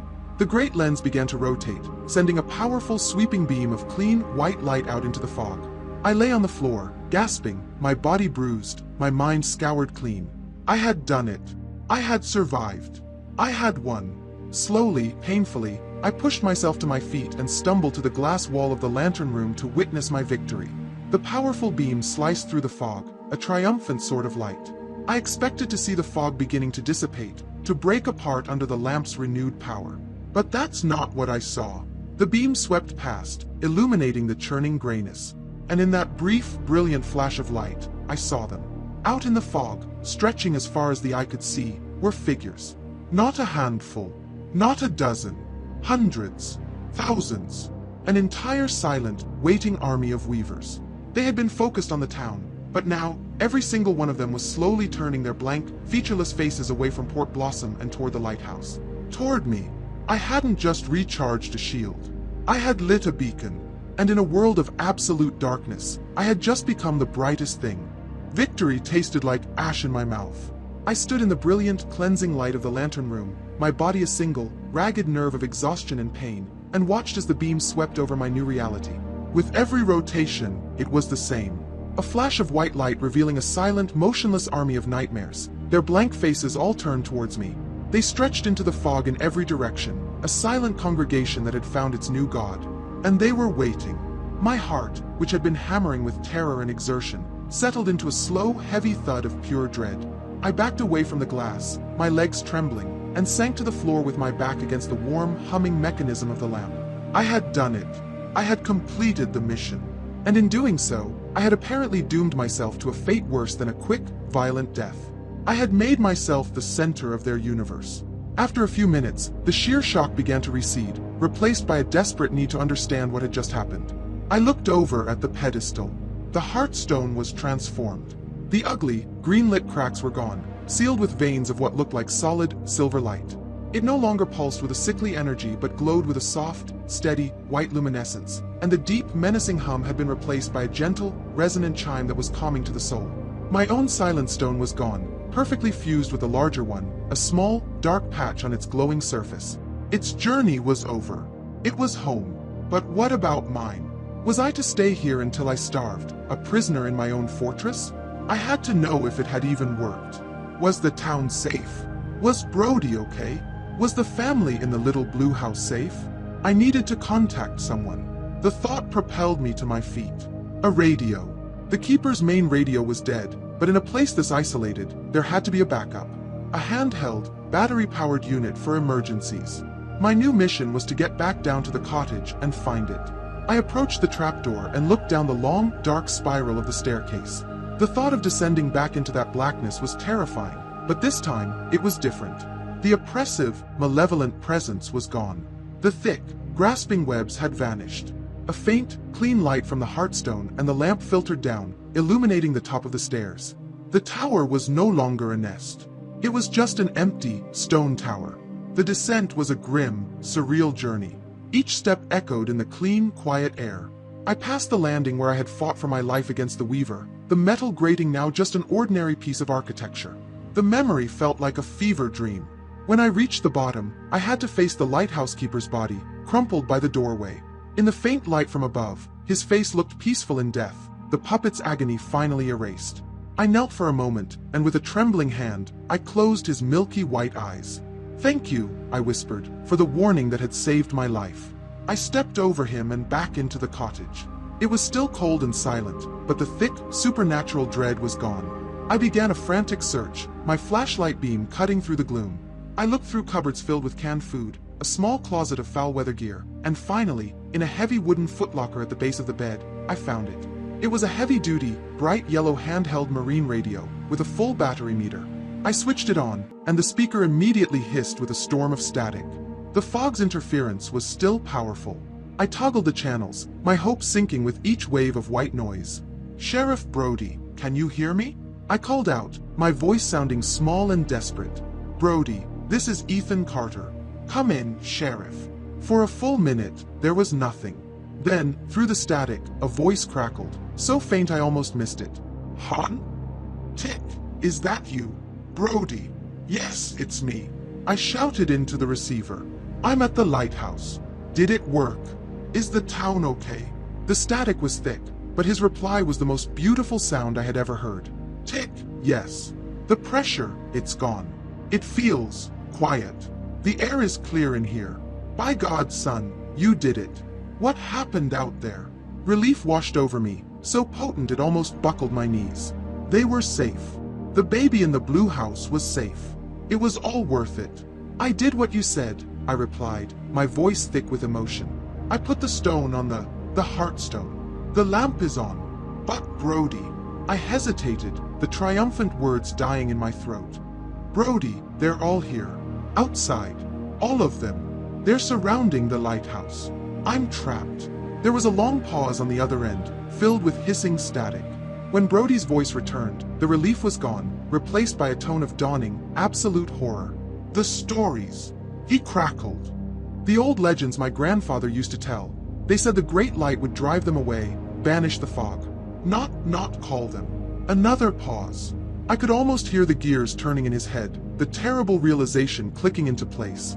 "Oh God," the voice on the radio whispered, the words cutting through the static with chilling clarity. "It's a beacon. We're safe, because they're not looking at us anymore. They're all looking at you. You're a lightning rod, son. You've drawn all the fire onto yourself." The radio hissed for a few more seconds, and then the signal died completely. I stood there in the silent cottage, the dead radio in my hand. A lightning rod. A sacrifice. The town wasn't safe because the ward was an impenetrable shield. It was safe because its monsters had found a more interesting toy to play with. Me. As long as this light burned, I held their undivided attention. If the light went out, their gaze would return to the 412 souls cowering in the dark. My victory was not an escape. It was the beginning of my watch. I walked to the cottage's small, salt-stained window and looked out. I couldn't see anything but the thick, swirling gray. But I knew they were there. An army of them, just beyond the veil. High above me, the lighthouse beam swept past, its brilliant white light momentarily illuminating the moisture on the glass. The light was my shield. It was my weapon. And it was the wall of my eternal prison. There is no dawn in a world without a sun. My first day as the keeper of the light began the same way the last one ended, in the perpetual gray twilight of the fog, with the rhythmic, sweeping beam of the lighthouse as my only clock. I was a prisoner, a sentinel, a ghost haunting my own life. The radio was silent. My phone was a useless brick. My connection to the world, to the 412 souls I had just saved, was severed. I was utterly, terrifyingly alone. The first few hours were a blur of shock and adrenaline-fueled pacing. I moved between the brilliant, sterile safety of the lantern room and the dark, memory-filled cottage below. In the lantern room, I was a king in a castle of light, looking down upon a silent, waiting army. In the cottage, I was just a man, surrounded by the remnants of a life that had been extinguished by the very things that now worshipped my beacon. The keeper's body, still lying where it had fallen, was a grim anchor to reality, a constant reminder that my sanctuary was also a tomb. Survival, I realized, would depend on routine. Sanity demanded it. I forced myself to stop pacing and started taking stock. The cottage's pantry was surprisingly well supplied. Canned beans, dried pasta, bags of rice, tins of fish, jars of preserves. The previous keeper had been a practical man, prepared for long storms. A large cistern in the small cellar collected rainwater from the roof. It was nearly full. I did a rough calculation. If I was careful, I could last for months. The thought was both a comfort and a horrifying confirmation of my new, long-term reality. Before I could settle into any kind of life here, however, there was one task I could not ignore. I couldn't live with the dead. Finding a heavy canvas sailcloth in a storage locker, I gently, respectfully, wrapped the keeper's body. He was surprisingly light, as if his ordeal had hollowed him out. I carried him out of the cottage, my feet unsteady on the slick, black rocks of the island. The sweeping beam of the lighthouse illuminated the scene in stark flashes of white, a funereal strobe light.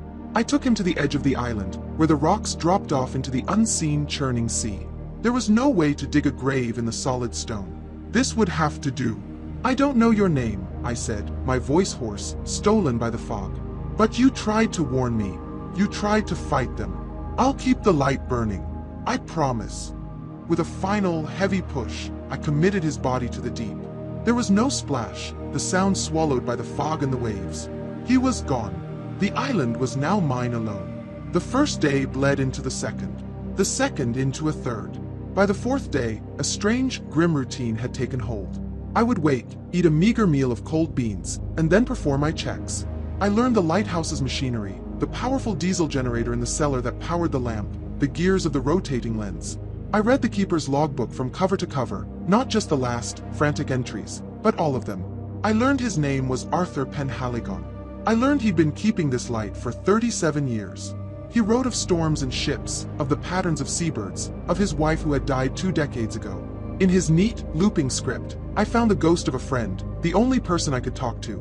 Most of my time, however, was spent on watch in the lantern room. 4 hours on end, I would stand behind the thick glass, watching the silent army that laid siege to my island. They never moved from their spots, but they were not idle.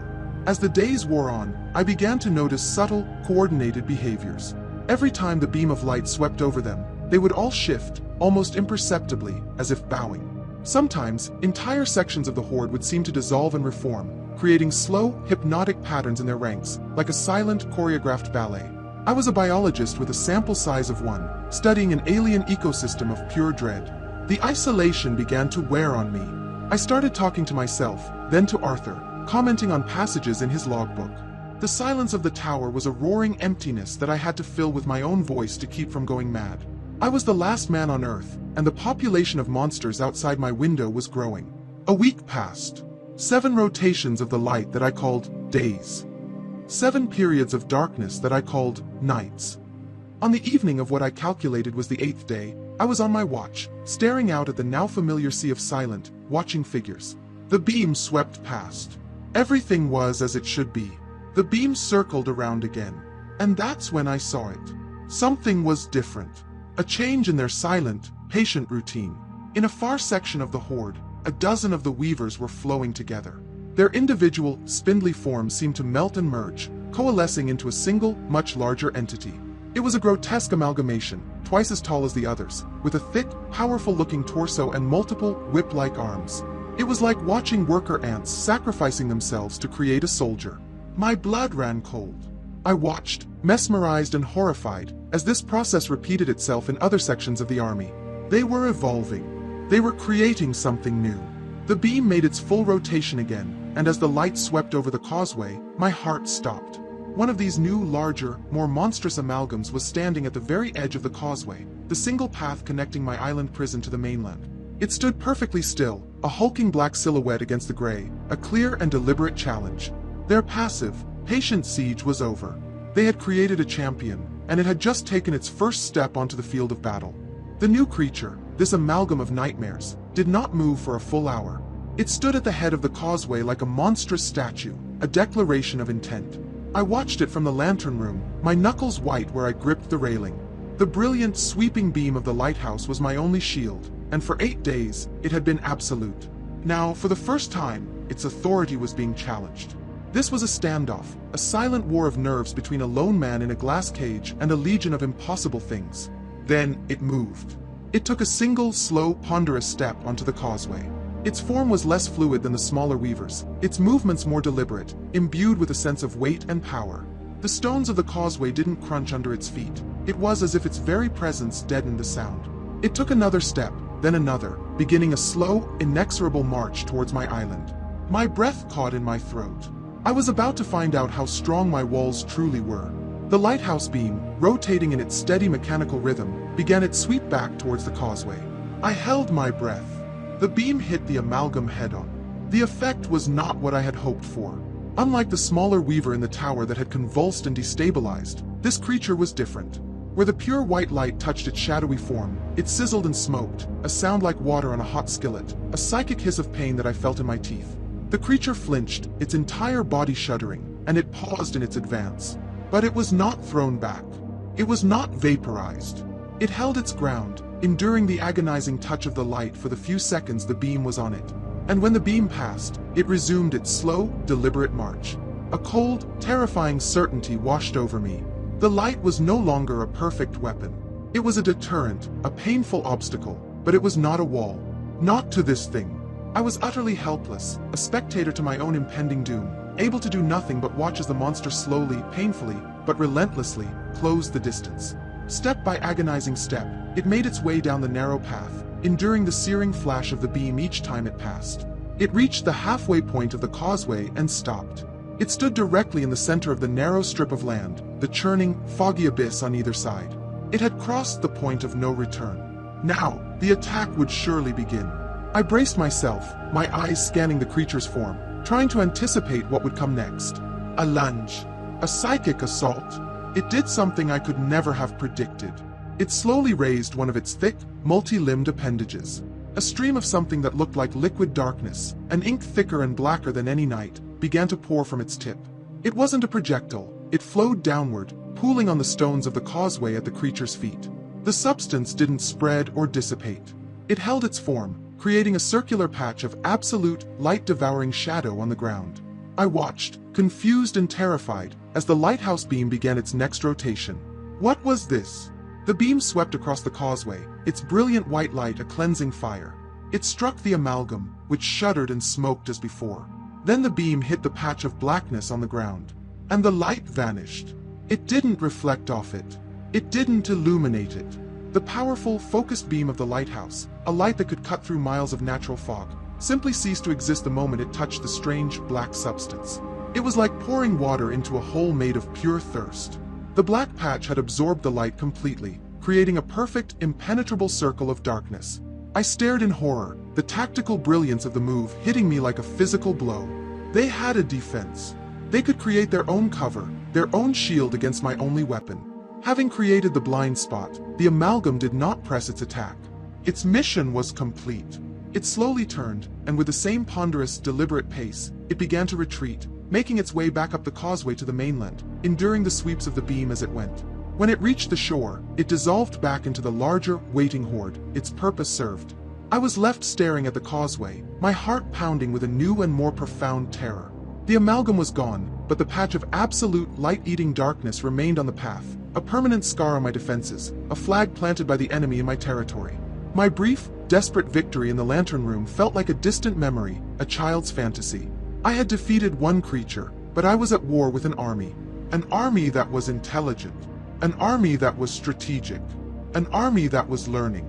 This hadn't been an attack. It had been a test. A reconnaissance mission to probe my defenses and engineer a countermeasure. And they had succeeded. The real assault was yet to come. And the next time they came, they would bring the dark with them. Sleep was a forgotten luxury. The entire night passed with me in the lantern room, a sleepless sentinel, my eyes fixed on the single patch of absolute darkness that scarred the causeway. It was a taunt, a promise. The weavers had left their calling card, and I knew it was only a matter of time before they returned to use it. Every sweep of the lighthouse beam was a turn of a page in a book I desperately did not want to finish. The gray half-light of the new day brought no comfort, only clarity. And it brought them. As if summoned by some silent command, 3 of the massive amalgams detached themselves from the motionless horde on the mainland. They moved to the head of the causeway, their hulking forms a terrifying triumvirate of shadow and smoke. For a moment they stood there, and I felt the chilling certainty that they were communicating, planning. Then, the attack began. It was not a frantic, monstrous charge, but a slow, methodical, and terrifyingly intelligent assault. The first amalgam stepped onto the causeway, into the full, unprotected glare of the lighthouse beam. It shuddered and sizzled, black smoke pouring from its form, but it held its ground. Then the second amalgam, standing behind the first, raised its arm and poured its stream of liquid darkness onto the path, creating a new patch of shadow just a few feet in front of its embattled comrade. The first amalgam then lumbered forward, stepping into the safety of this new shadow, getting a moment of reprieve from the searing light. As it rested, the third amalgam moved to the front, stepping into the beam to endure its torturous glare, while the second one prepared to create the next patch of shadow. They were leapfrogging. Using teamwork and self-sacrifice, they were building a bridge of darkness, a corridor of shadow, right to my doorstep. I watched from my glass perch, a feeling of utter helplessness washing over me. My ultimate weapon had been analyzed, solved, and was now being systematically dismantled before my eyes. They advanced with the slow, unstoppable pace of a glacier, a creeping plague of darkness. A quarter of the way across the causeway, then a third. I did the frantic math in my head. They would be on my island in less than an hour. Panic gave way to a surge of pure, defiant anger. I would not die like this. I would not sit in my glass cage and watch them snuff out the light. I was not a zookeeper observing his monsters. I was the keeper of this light, and I would defend it. My mind raced, tumbling over the facts I knew. They were made of fog and shadow. They feared concentrated light.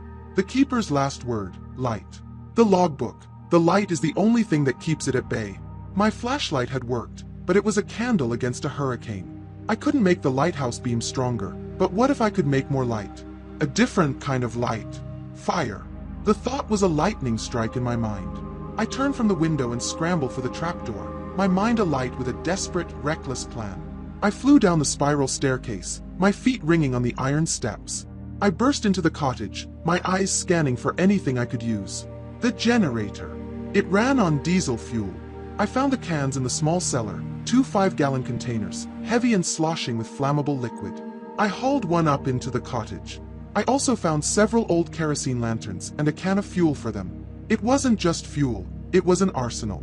But I needed something more. A way to deliver the light, to fight back at a distance. I went to the heavy footlocker where I'd found the marine radio, my heart pounding with a wild hope. I remembered seeing something else in there. I threw it open, tossing aside blankets and old charts. And there it was. An old, heavy-duty flare gun, with a box of cartridges beside it. I broke it open and checked the box. 3 flares. Only 3. Each shot would have to count.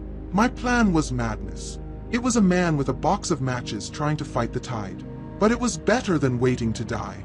I dragged a heavy metal bucket from the cellar and filled it halfway with diesel fuel. It was heavy and unwieldy. My weapons were a pathetic collection. A bucket of sloshing fuel, a flare gun with 3 shots, and the iron poker I'd carried from my cottage. From outside, I could hear a new sound, a soft, heavy thump, thump, as the amalgam set foot on the rocky shore of the island itself. They were no longer on the causeway. They were here. There was no more time to think. No more time to plan. I took the flare gun and tucked it into my belt.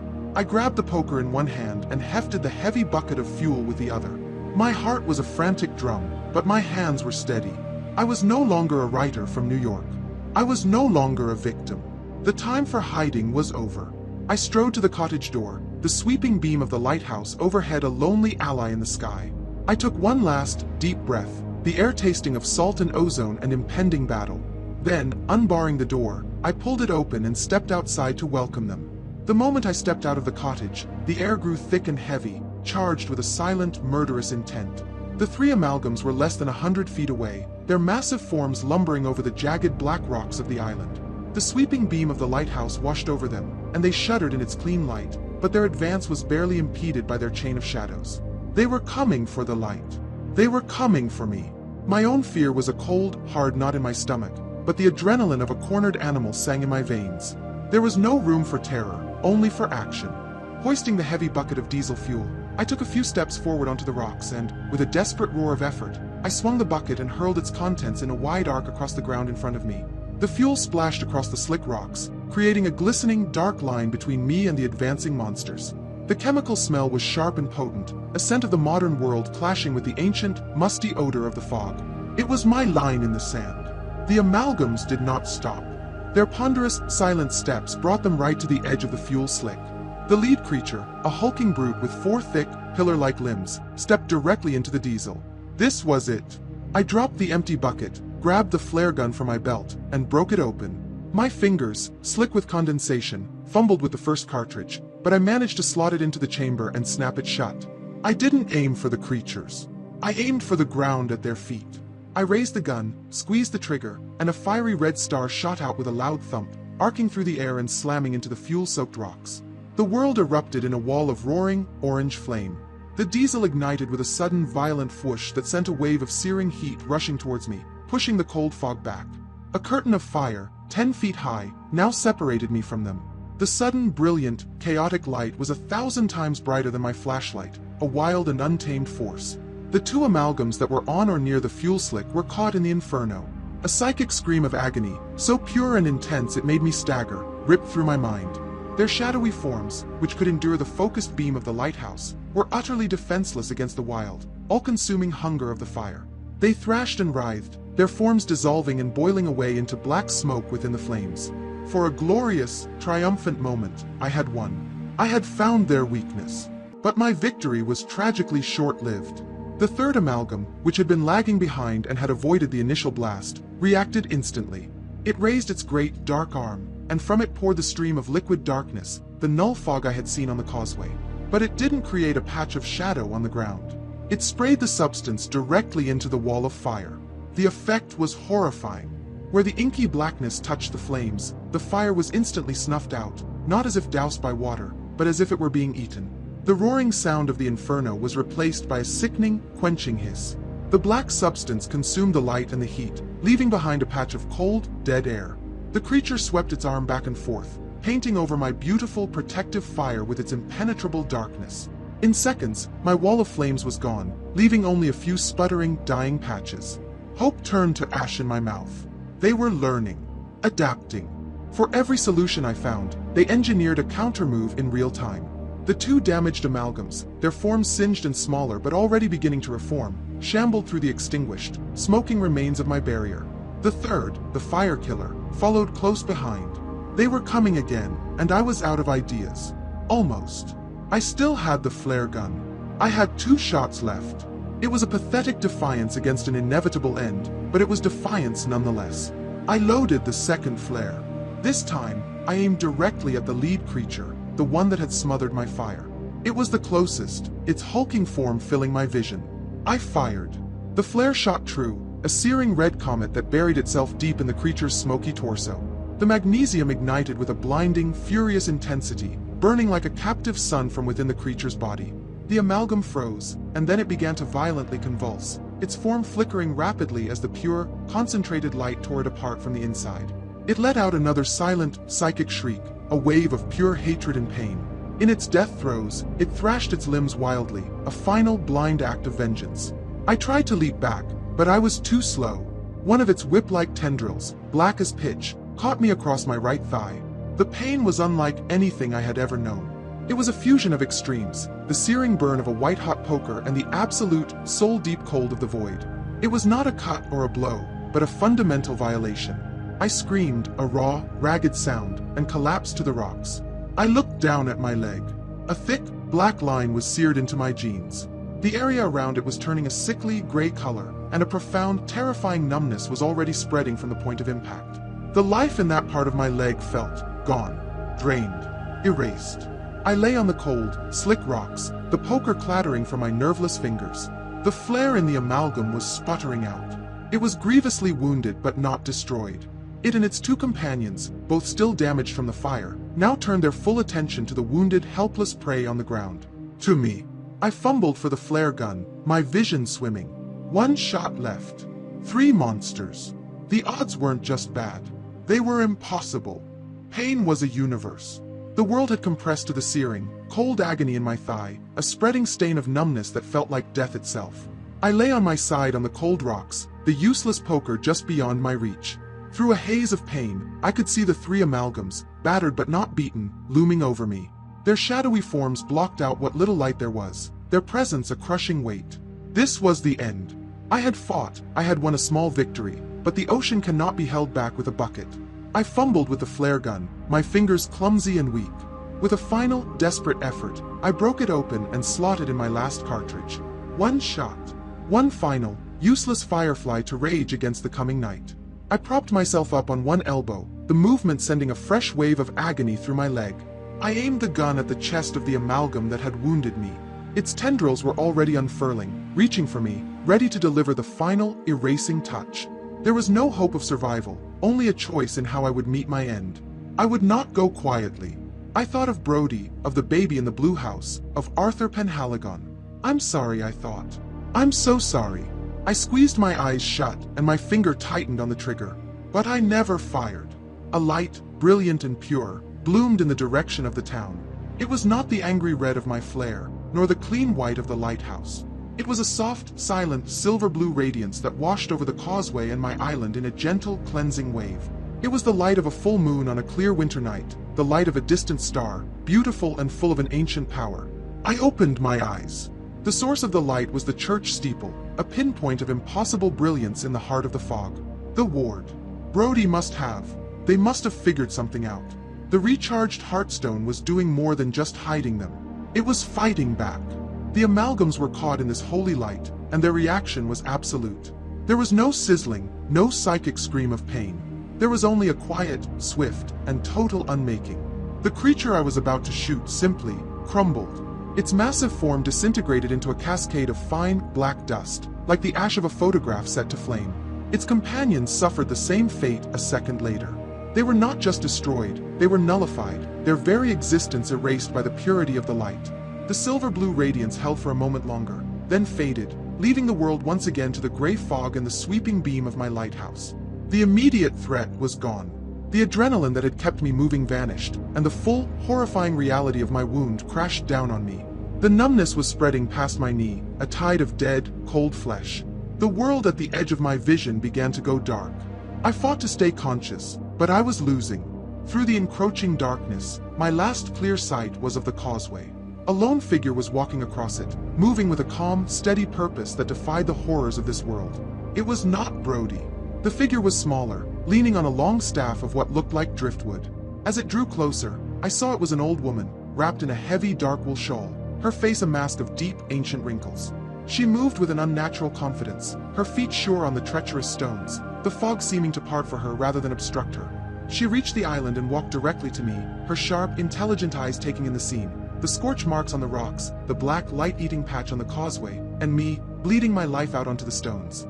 She knelt beside me, her knees not even cracking. Her gaze fell on the black, dead flesh of my thigh, and she nodded slowly, a profound sadness in her eyes, but no surprise. "So," she said, her voice a dry, papery rustle like autumn leaves, "the abyss has marked you." She reached into the folds of her shawl. I expected a first aid kit, a bandage, something practical. Instead, she produced a single smooth silent stone, identical to the one I had carried, this one bound with leather straps to the head of her driftwood staff. She held it over my wound. The stone glowed with a gentle, warm light. "The light chose a keeper," she murmured, more to herself than to me. She then pressed the warm, glowing stone against the cold, dead center of my wound. A clean, pure warmth flooded into me, battling against the deathly cold. It was not a searing heat, but a gentle, life-giving energy. I watched, mesmerized, as the black, necrotic flesh began to recede, the line of gray pulling back, the feeling, a tingling sense of pins and needles, slowly returning to my leg. The wound was not gone, but its unholy nature was being driven out. I stared up at her, my mind reeling with 1,000 questions. Who was she? How did she know? She looked up from my leg, her ancient eyes meeting mine. They were full of a sorrow that seemed as old as the rocks beneath us. "You have done well, Keeper," she said, her voice resonating with a power that belied her age. "You woke the light from its slumber.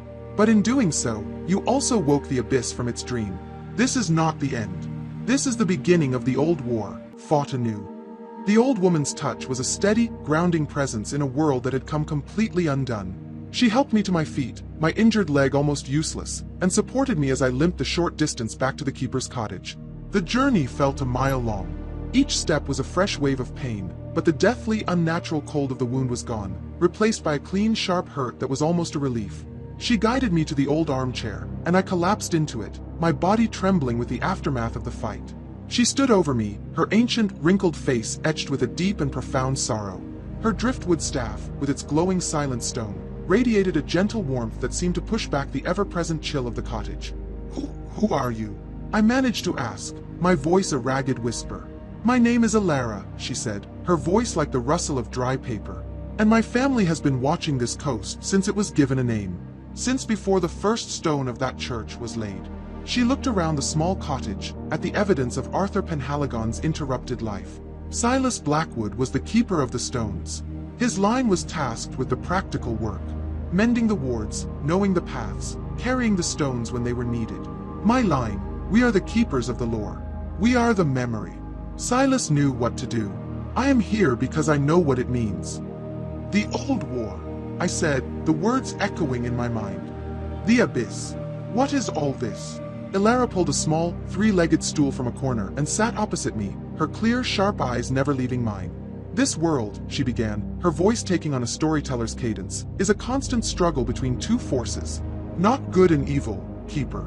Those are human words for human things. This is older. This is a war between reality and unreality, between existence and the great, silent emptiness that came before it. We call that emptiness the abyss, she continued. The fog is its breath, a medium through which it can touch our world, to unmake it. And those creatures, the weavers, they are its hands. Their touch does not merely kill. It erases. It steals the memories that make a person, a place, real.